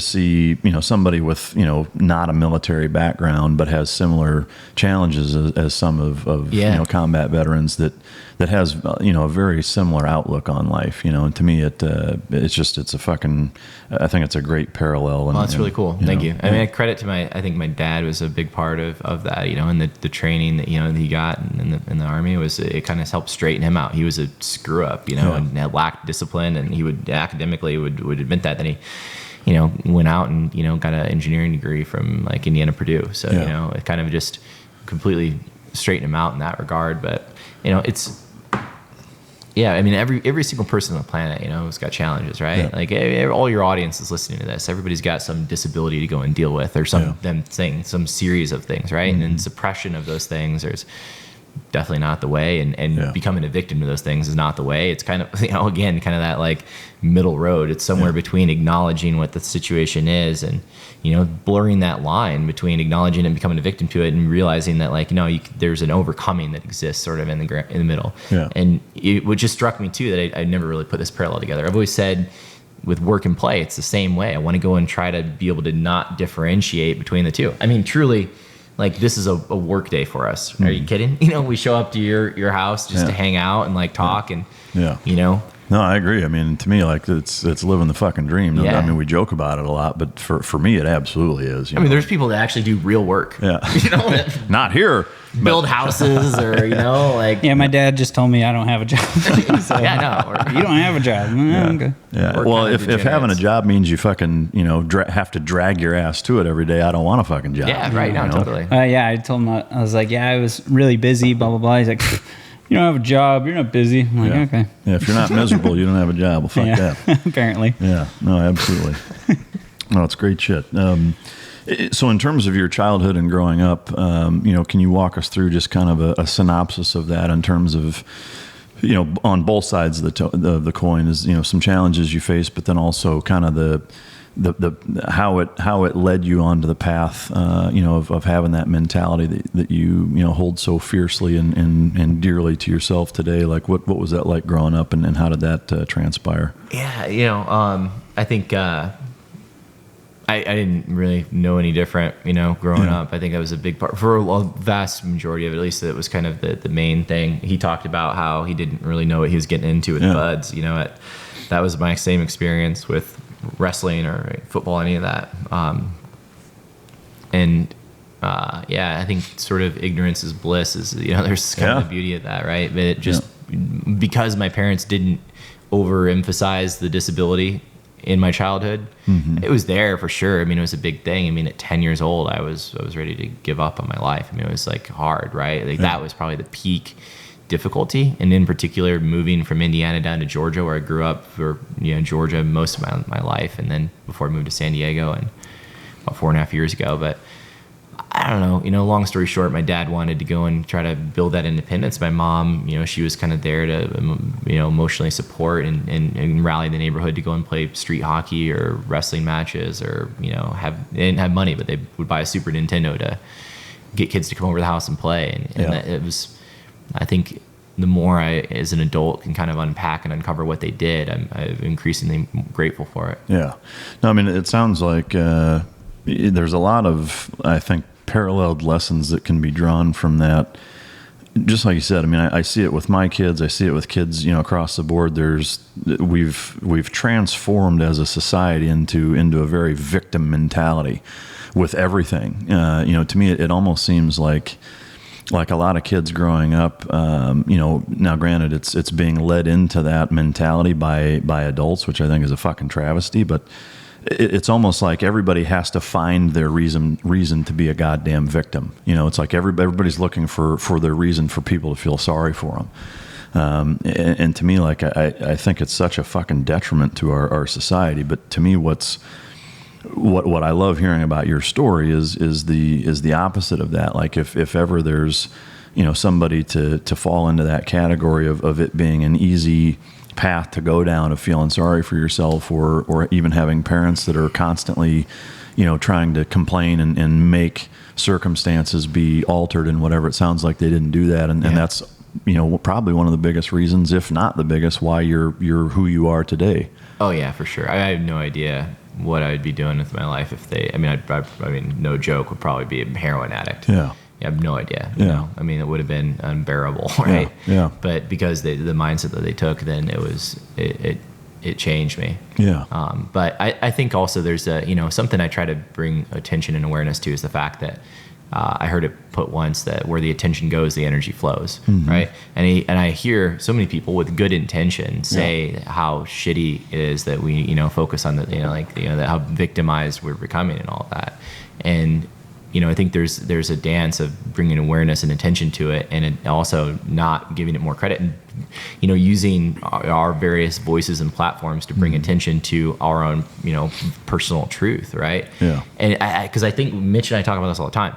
I think that there's actually a tremendously large population of people that don't fit the extremes that end up the very vocal extremes. Whether it's on either end, politically or religiously or scientifically, blah blah blah, whatever. Like I mean, it's like the extremes somehow end up being the vocal majority of what you hear. But like there is a pretty decent sized chunk of us, kind of somewhere, trying to figure stuff out, and like people doing amazing stuff, and it just irks me that we only talk about certain things because that is, the squeaky wheel gets the grease, right? Yeah. But it's, a big part of our mission, I think, is to go and try to like reframe that a little bit and, say, hey, you know what? I mean, what my favorite story that Mitch tells is not all of the, crazy stuff that he's done, but it's how, he showed up, he was staying at a hostel or something, for cheap, when he was training at Black House, an MMA gym in LA. And one of the kids that was in the room with him, he was pretty overweight. And no, he was oh, he wasn't? Not overweight. He was kind of like a nerdy kid that like didn't feel like he could, really accomplish anything. And he was looking at me like saying like, man, you're a Navy SEAL, you're an MMA fighter, you're this, you're that. And he's like, I wish I could do that. I'm like, you absolutely can. Like, I'm not any different than you. I'm just making different choices. And, and he was talking about fitness and everything. And I was like, well, you want to go for a run? And he's like, oh, I can't go for a run. Cause we were about to go for a beach run. And I was like, yeah, you can. You just do what you can, And he's like, oh, no, I can't. Making excuses. And I was like, all right, man. Like, and I sat there for 15 minutes telling him he could do this, and he's telling me he couldn't. And I'm like, 15 minutes has already passed. You could have already gone out and done a 10-minute run and come back, and it would have been done and accomplished by now. Yeah. And I was like, you know what? Why don't you just grab your shit, come with me to the beach, we'll run. You can run 3 minutes out and then turn around and run 3 minutes back. Do you think you can do that? Like, can you physically do that? And he's like, yeah, I could physically do that. And I said, okay, grab your shit. Let's start there. Yeah. So we went to the beach. He ran for 3 minutes. I stayed there with him. I actually went on Instagram Live and told the story, as he's running.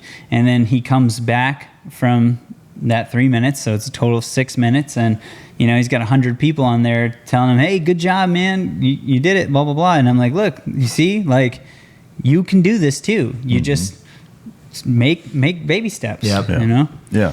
Well, and I think, to speak to your point of the, where the energy flows, sentiment, to me, there's an element of that just like with everything else, it's balance, where I think people have lost their way is again, it's the overblown attention to everything to a point in which it's actually counterproductive. Right.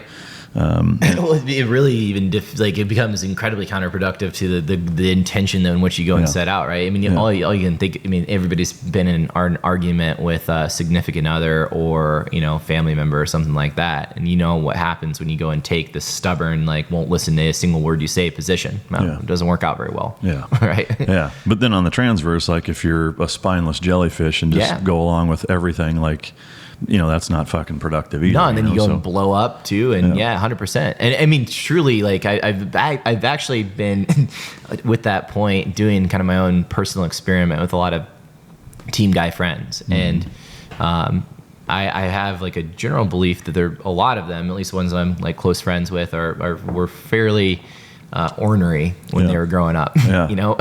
This guy over here talking about some of the stories that you just heard, whatever. I mean.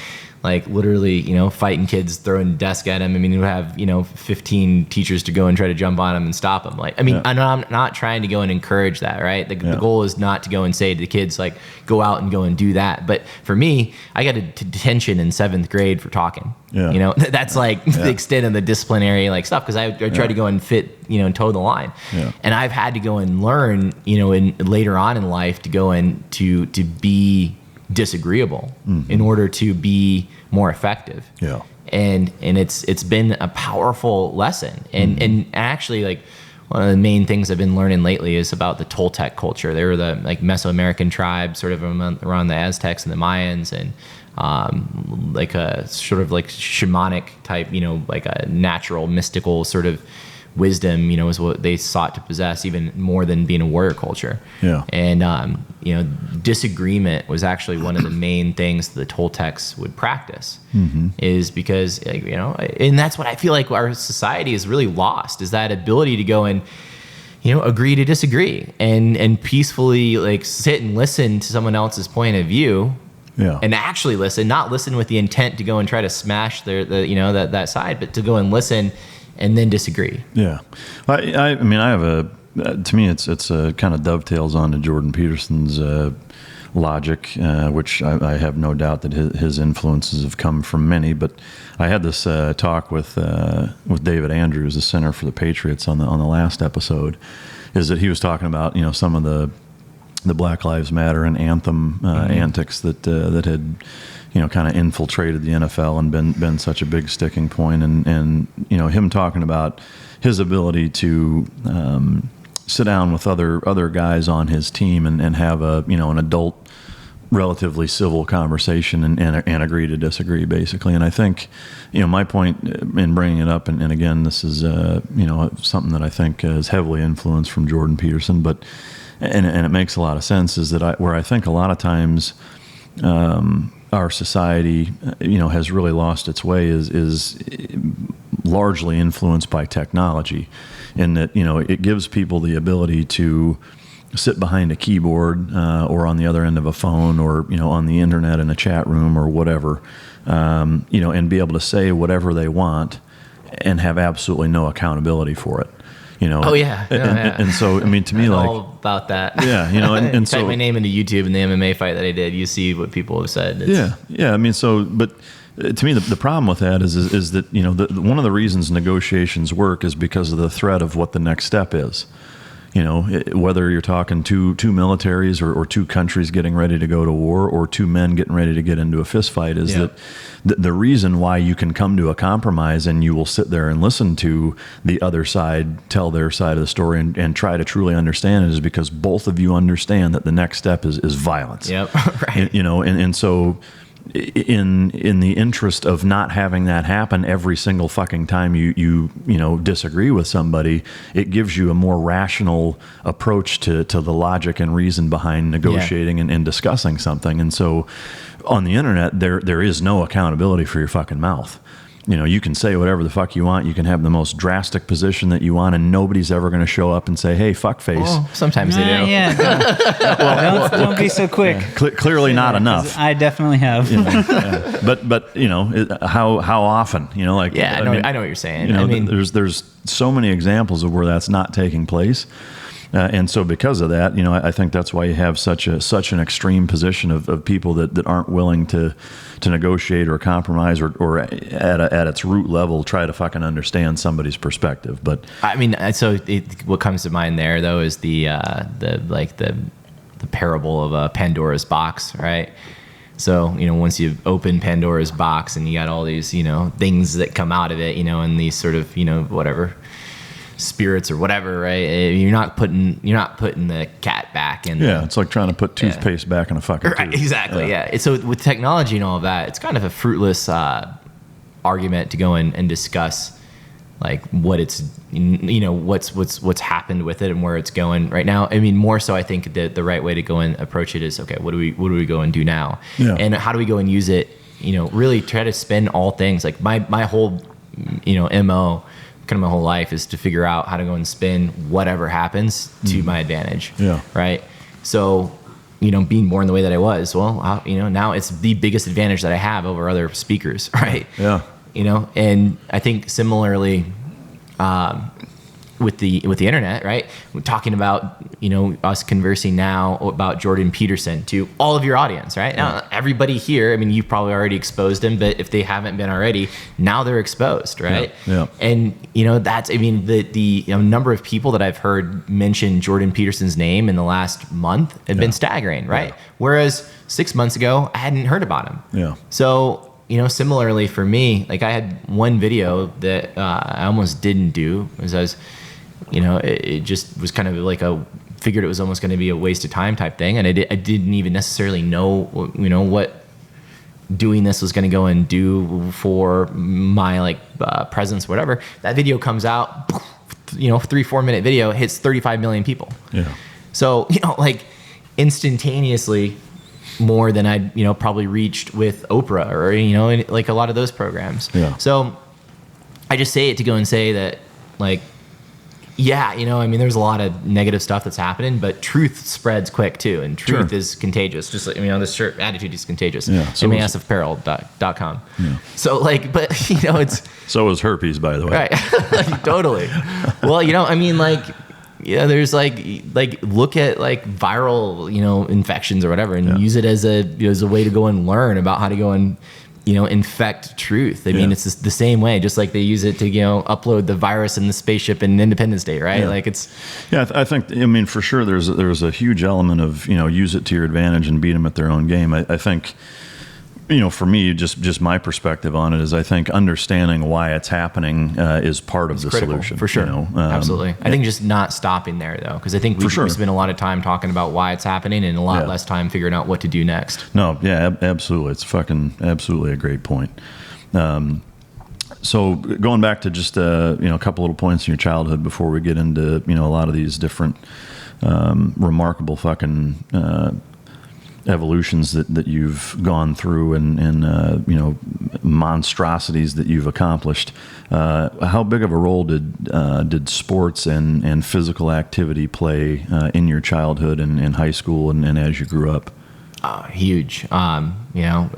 That when I talked about kind of being hopeless at 10 years old, it was 11 years old that I started playing football. And first time I'd tackle people as a nose guard. So I'd take my helmet and smash it into your shins as hard as I could. And that's how I'd take you down. Yeah. And, first time I made a tackle, it was just a game changer for my whole life. Yeah. And life went in a different direction. Wrestling taught me a lot about a lot. It was just lost every single match for a year and a half and hated it, but then started winning and then beat a lot of kids, and to the point where then there was this discussion, senior year of high school, I was wrestling varsity for one of the top 35 teams in the nation, and it was a varsity 103 pounder, and it was like, then it was a big discussion. I was at that point in time also competing in powerlifting and cutting from about 120 something pounds at that point, and lifted 240 pounds 23 times. Wrestling 103 pound guys. So there was this discussion if I was unfairly advantaged at that point. And to me, I was like, maybe I am. But you know what? It was a cultivated unfair advantage. That unfair advantage wasn't there when I was 0-35. Yeah.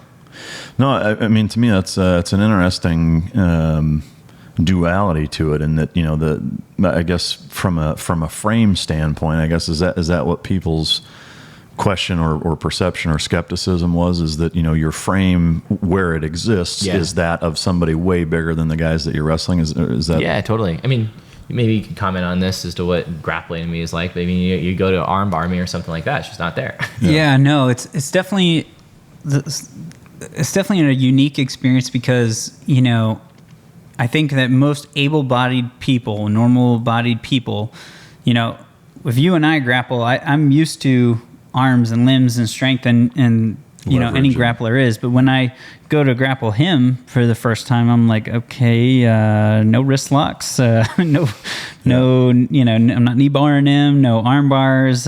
Pretty much the only thing I have is like his neck, and he's essentially like a fucking turtle. He can just boom like that, and there goes his only defense. And he's just a little ball that's rolling around, and he's strong as shit. So. It's just a weird experience, but for him, his whole life, he's grappled able, normal body people. So this is just another day for him. For me, it's my first day, so I'm like, what the hell do I do here? Yeah. And for him, he's already, looking to stab choke you somewhere. Have you grappled / wrestled anybody else in a similar situation?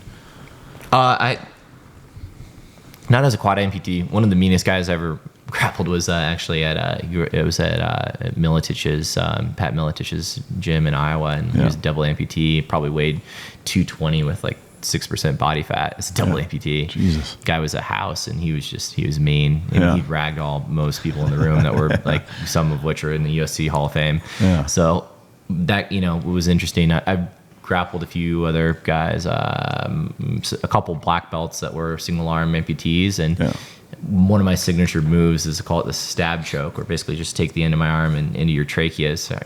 And I was like, it was very interesting getting a taste of my own medicine the first time I had somebody do that to me. Well, I mean, I suppose if you, just like you said, I mean, you're used to wrestling, four limbs and so it's a learning curve for sure. I'm sure. Yeah. The mentality that you possess now, and maybe this seems like an obvious answer, but that mentality to push yourself, and really push the limits and maintain that, what we call in the military, the positive mental attitude, or PMA, in SEER school, fucking military and their TLAs, their 3-letter acronyms, which is a TLA. Do you think that that's something that there's an element of genetically you were born with that, or do you think that it was developed and conditioned throughout your life? I think both. Yeah. But I mean, I think it's, really what I think about too is the fact, okay, like, you are where you are, you have a certain predisposition to think a certain way, and you can't go back and be born again with a different set of genes. So cultivate the best that you have with what you got. Yeah. No, I love it. I think, I'd love to meet your parents. I think, it sounds like a lot is owed to them in terms of the way you are and how you were brought up. It's fucking great to hear. All right, so you graduated high school. Was there anything leading up and up until, during your childhood and leading up to graduating high school that was very transformative, or was there any like acute singular incident or experience that was a huge game changer, other than say, when your first tackle? Was there anything else that? Yeah, making it to my state tournament in wrestling, going to the nationals, that was big for me. It's even other like random social things, getting be on homecoming court or prom court, that kind of thing, and dating, all that. Because I think that those bigger insecurities that existed there, it was beyond just the scope of the physical. There was very little to do with it. I think it was by that point in time, we kind of figured out, okay, we'll physically be able to go and do things, but it was more of just the kind of emotional, psychosocial, where's the path of the rest of my life going to be? And at 18 years old, then got to do an hour-long live interview on Larry King. That just set my life on a very different path.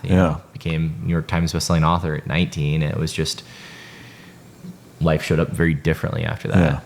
Yeah. I mean, for sure, you're catapulted into the limelight at that point. I mean, I can relate to a certain extent, but I'm curious, I guess, like in high school, did you have this is what I'm going to do when I graduate, and this is what I want to do with my life, or was there anything calculated at that point, or what was kind of your mentality looking forward to your adult life? I 100% did not think that I was going to be a motivational speaker or anything like that. I don't even really like the moniker that comes with that, because it's just so like fake news, and but I have kind of chosen to, I don't know, like my major in college that I was studying before I released the book and started traveling was broadcast journalism. Mm-hmm. So very recently just kind of came to the conclusion that I like relinquish any title but journalist. Including anything, like in whatever, you want to put me inside of a group or category or whatever, like the only thing that I would accept would be journalist. And my topic is truth. And that truth is relative. Emerson said, speak today what today thinks in hard words, and speak tomorrow what tomorrow thinks in hard words again, though it contradict everything you said today. Mm-hmm. What element of that do you think has changed, if any, as you've been catapulted into, going from being in high school to now, as a young adult, if even that? What has changed in that regard? I think it was just it was at 18, 19 years old, 20, it was like I was just in the midst of something, caught up in something I couldn't even, imagine. I mean, I got to immediately follow Barack Obama in a speech back, in 2005, and he's then, sort of just a new, 2005. Yeah, I think it was either end of 2005, early 2006. But even he was kind of a new senator on the scene at that point, right? Mm-hmm. So it's just like that's for frame, and I was so young, I had no idea kind of what was going on, and just had my life experience was as a high school athlete, and then in this world. And I mean, incidentally, my first big client group for speeches was the subprime mortgage market, because they had more money than they knew what to do with. They were booking me for a ton of speeches, and there were some great people in there too, but then also some ones that that may or may not have been around for those those events, that they knew what they're doing. But it's so fascinating to go and look back and connect the dots now and go and see, and I'm so grateful for where I am. But I mean, I think up until very recently, and I do really credit Mitch for this, is that he's someone who, he really, like, the number of fucks this guy gave, and gives, I think is, it's they're meaningful when they're given, but it's kind of, he didn't necessarily care, even when he was in the Navy, if it was someone that was significantly more senior. He was willing to go and question things, and that, as better than I do, sometimes in certain structures it doesn't work very well, right? Mm-hmm. But I think you run into some roadblocks, but you still, I think, stand your ground and speak your truth. I think now in my life, I feel a lot more freedom of self-expression to go in to do that and to speak my truth than I had before, which before it created a level of angst and not necessarily enjoying what I was doing, because I did feel like I had to kind of cow-type whatever Yeah. the message would be. Yeah. No, I mean, there's an element of towing the company line, as it were, I think that exists in most people. And to me, I find similarities in the progression of my life as it relates to giving a fuck. Yeah. The older I get, the less I give a fuck. And You got less time to care about it, right? And to me, the irony of it too is the less I give a fuck, like the happier I am, Yeah, easier it gets. Well, and the more successful you Yeah. become. Like the less, like it's almost like I think most people are trying too hard. Yeah. To not give a fuck and to be successful, and by balancing those things out and just saying, you know what, I'm going to make myself happy. I'm going to focus on what I want to do, and I don't give a shit what anybody else thinks. Like within bounds of respect too, right? Sure. Because I mean, there's time and a place. I mean, I think when we had a conversation about this before the podcast started, you said, look, talk just how we talk while we're having coffee in the kitchen, right? Yeah. And if you want to swear it. But if you were your market was an elementary school classroom, then I wouldn't, right? Yeah. So it's it's like know the place, know your audience, but at the same time, you don't have to necessarily. You can still have a genuine message. Exactly. And I think in today's world, especially, there's just so many people that are full of shit, and I can just see right through them if they're not genuine, and if you're not genuine, if you're fucking fake, and to me you're just a spineless coward, and I fucking have nothing in common with you, and I'm not interested in what you're selling or having to talk about. Yeah, I mean, Tell us how you really feel. Yeah. Yeah, Well, I mean, sorry. No, I mean, fucking. Sorry, not sorry. Yeah, no, there's no. I mean, to me, that's the whole point of why And this podcast. That's why exists. I think people can see genuineness. They recognize as real, and like it's refreshing in today's society, and I think it's because like what you were talking about earlier. It's so many people are quick to throw a label and this and that on shit, and so many people are terrified to get labeled, and it's, to me, I don't give a fuck what you label me, because I know who I am, and I know what I'm about. And if you can call me whatever the fuck you want to, and I'll just call you an idiot or beat your ass. And I am who I am, and this is what I'm about, and I'll tell you straight up. To me, I think what I see is an element of it's the tap dance and the eggshell walking. What ends up happening is people are so afraid of either being labeled or labeling somebody else or offending somebody, hurting somebody's feelings, or making somebody uncomfortable. They end up riding the fucking fence on everything.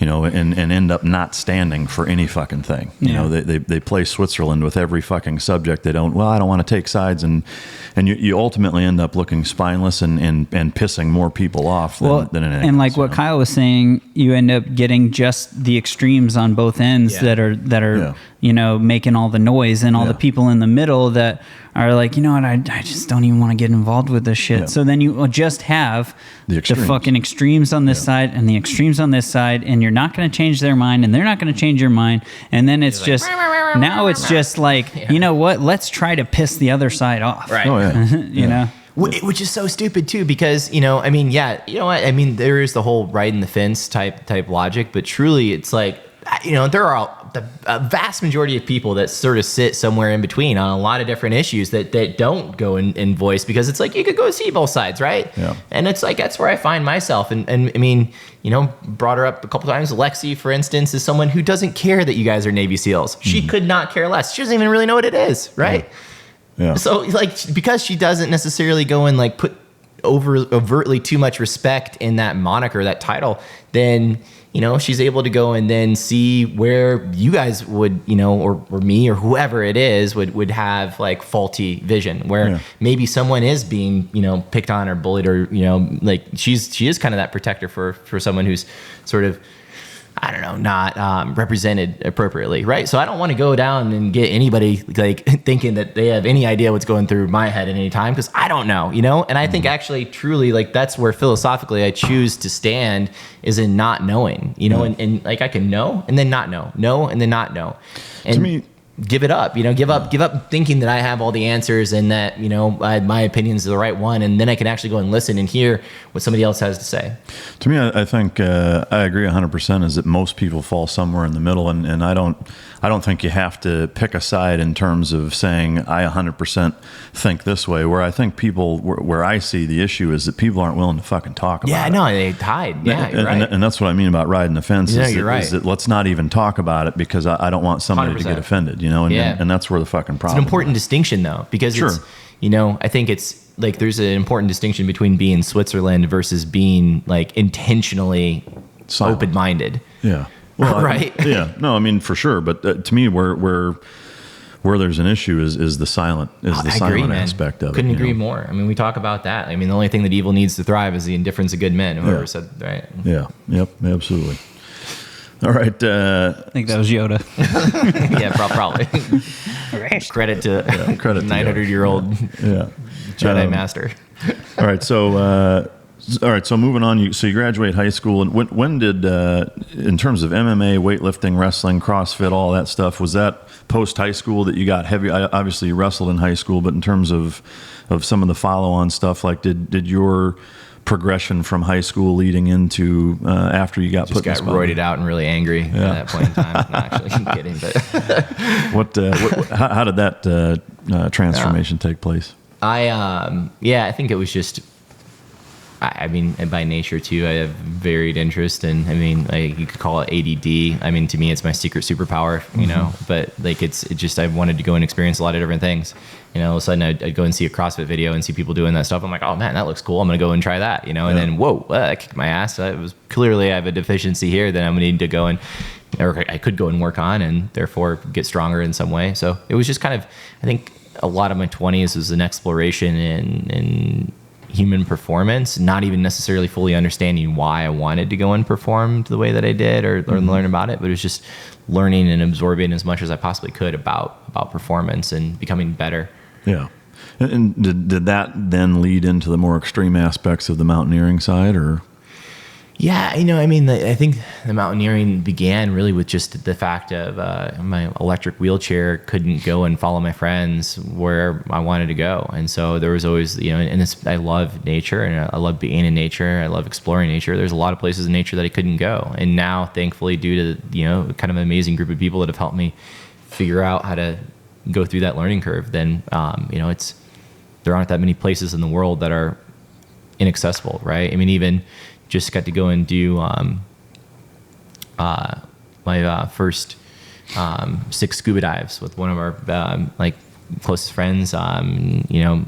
My first best friend, team guy, 10 years in the Navy, Jeff Gum. We founded a company, the Loudmouth Patriot, together. So doing swimwear and stuff. So as a business trip, we're in we're in Australia doing diving in the Great Barrier Reef, right? So that's kind of a whole new frontier. I know you guys have spent a lot of time underwater, but I mean, to me, that was a totally different, experience, and frankly, way better in a lot of ways than the mountaineering, because it was just so much easier, right? And the mountaineering, you got to really suffer to go to a beautiful place, and diving, it was just, I just got towed around. It was just a lazy turd in the bottom of the ocean floor, so it was great. Well, I can only imagine the weightlessness, lends itself to being a pretty fucking cool experience. For sure. Especially because he's fat. I'm super fat.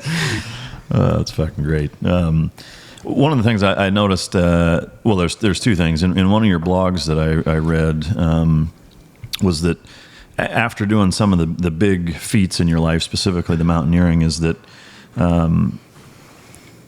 basically there being kind of a void after that. And I'm curious about the psychology behind that. And because I see it pervasive in a lot of other elements of people who are uber successful.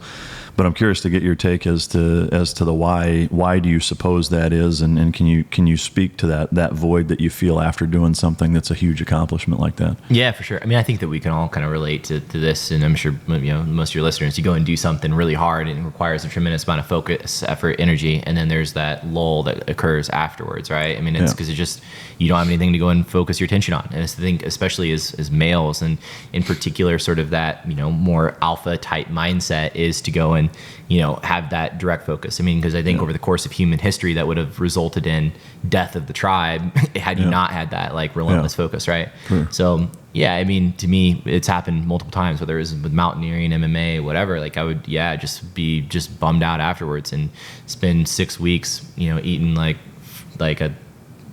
every day was like 2 Chick-fil-A milkshakes or more, like kind of, Eating like a teenager. Yeah, and just kind of, it's increasingly, I think about, again, brought him up a couple times, but Jordan Peterson talks about sort of like a simple antidote to that could be like brush your teeth, and like floss or, pick up your room, right? Yeah. Have a little bit of like order in your life, go and work out, like every little step in action, like what I'm learning now. You picking up that, Mitch, a little order and routine. Right. It leads towards, I think I'm really trying to wrestle with the fact of how do I live a life? I mean, just to give you guys a glimpse of like what we got going on, like this last little bit, he was in Orlando with me. We flipped, spoke there, event, dinners, like all of that stuff, like with people in the gym in the off hours, barely sleeping, like go up to New York, boom, same thing. It was like, exact same thing. We like found out, like went to the gym at like 1:30 in the morning. So it was the only time we could go and do it. And then it's like speaking the next day. And then we're off traveling again. He goes to the Grand Canyon. I went to Ohio. Then I went to Atlanta. Yeah. Then like yesterday flew out here. Now we're in Texas. Now we're at your house, right? Yeah. And so Tomorrow we're going to DC. Yeah, tomorrow we go to DC. And there until like, the weekend after that, I go to Pennsylvania with Jeff Gum. Then fly after that to LA. And I got invited. We got the Tough Mudder coming up. Yeah, Tough Mudder thing. I mean, it's craziness, Yeah. Yacht Week. I mean, there's some really cool stuff that we're doing. I'm not trying to get people to feel sorry for us, but at the same time, like I'm really wrestling with. No one feels sorry for us. We don't have a job. Yeah, right. We're degenerates. But like, how do we build that structure and routine inside of like this very groundless sort of existence? It's a tough one. I mean, for me, and this obviously, this is just what works for me is having kind of a mental plan of how you start your day. To me, is what helps fix that. I mean, pick 4 or 5 things that every fucking morning that you can do, no matter where you're at. And to me, that puts you in a specific mentality to maintain that standard. For sure. Which will lead to planning out the rest of your fucking jerking day. off is what you're thinking about. It doesn't matter what it is. I don't like to waste directions, personally. I mean, to me, it doesn't matter what the fuck it is. I mean, if it's fucking stroking off or flossing your fucking teeth, or maybe you do them at the same time. I don't give a shit. Well, it's like you just I take my boner serious. It's like one day I might not have them. I used to take my hearing for granted, and then one day, just my hearing stopped working in my left ear. So you never know. Maybe your boners will just stop working. So I don't like to waste those. Fucking A. That's truer words have never been spoken. Show note highlights. Right? Speak truth here. Yeah, that's probably going to be the headline of the show. Fucking never waste a boner. Words to live by. All right. So in terms of being an author and kind of moving on, what the next step is. Do you have plans to do any other writing, any other books? Or? Oh yeah, I think the next book is really going to confuse people, but it'll be beautiful and it's awesome, and I can't wait. Any insight into that, or is that hush hush? Oh no, I mean just I think it's just a story of what's kind of occurred over the last like couple of years. It's how much time you got, mister?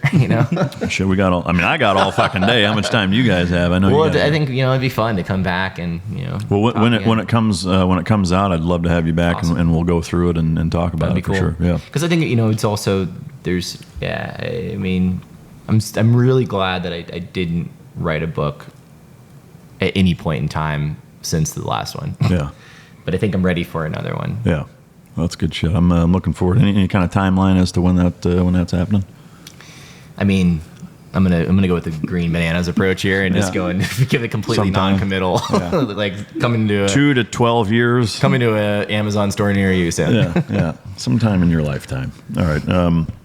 One question I am curious about is from a prosthetic standpoint. He's such a turd. Just returning a text is hard enough. I'm like, wait, a whole book. Nothing to do with how quickly I can type that text either. But. Yeah.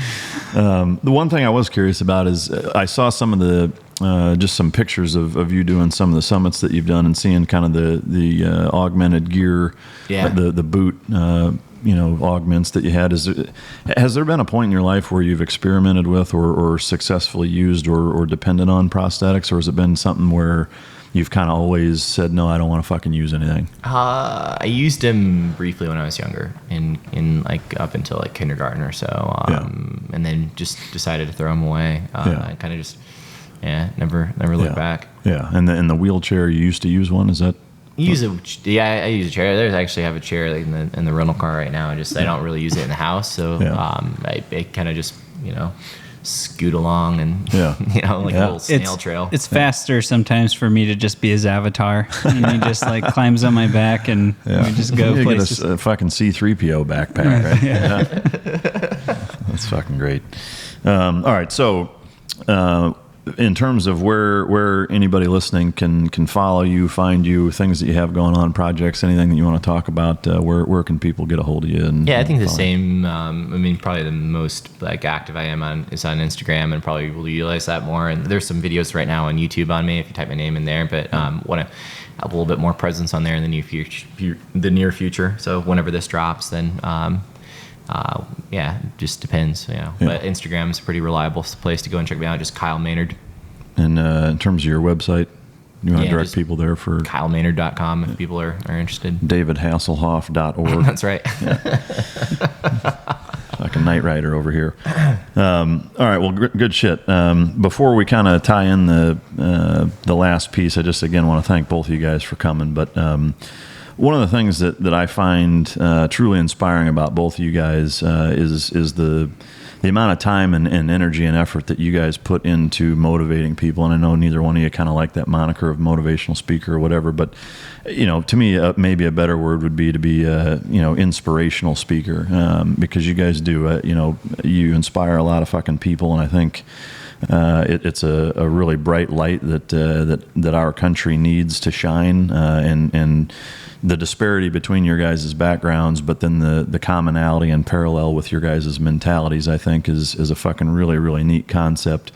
And to see the two of you guys traveling and inspiring the next generation, or even the existing one, or even the fucking older one, frankly, is really fucking cool. And I would love to get for you guys to kind of synopsize, if you will, what you guys do and just the different components of what you guys are about as an entity together.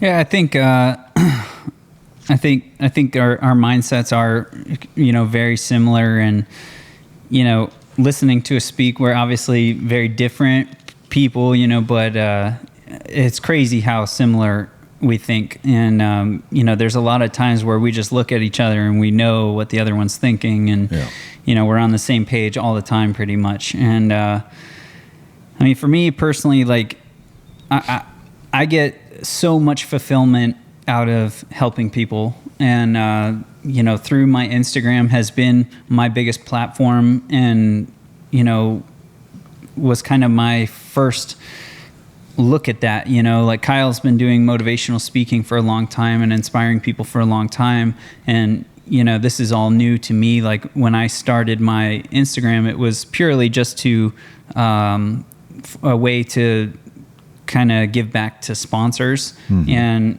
that was my only intention with the Instagram. And then it grew to what it has, and along the way people were writing me saying that I'm helping them lose weight, or motivated them. Like my mindset just shifted, and the way you look at life, it's a unique way, or it's positive, and it's allowed me to shift my mindset. And the more that like the frequency of that happening, I was just like, wow, man, this is so fucking cool. Like it's honestly way more fulfilling than anything I've done. Like becoming a Navy SEAL, like an MMA fighter, all this shit, like that's all like personal, achievement and gain and all that stuff. And then I didn't feel like I was really giving back. And now I do. And like I said, it's the most fulfilling thing that I've experienced in my life, and money cannot buy that. Yeah. And it's so powerful, and it makes me feel good knowing that like I'm doing some sort of positive for this world. And like, you know, and I've met such great people that share that. And especially now, like we're building like our little tribe, and we have great people with us and that are all like-minded and that just want to help people. But, you know, we're not just walking around giving out handouts and this and that. Like we're trying to give people hand-ups, you know, and with their mindset. And with the right mindset, I think you can honestly like achieve anything, and your life can be amazing. And that's what I aim to do now. And it's super awesome being connected with Kyle, because I feel like, you know, my story in itself is, you know, it seems to resonate with some people, and they draw inspiration from it or motivation or whatever.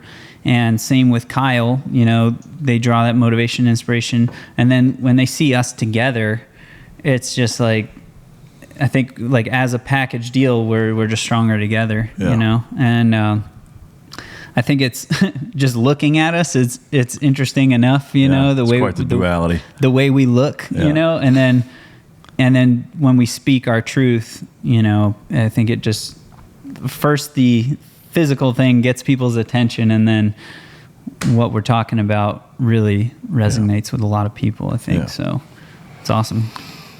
Yeah, I think what he said. You know, he said. I would just add that, you know, it's really an example of where, you know, the sum is greater than the parts. Yeah.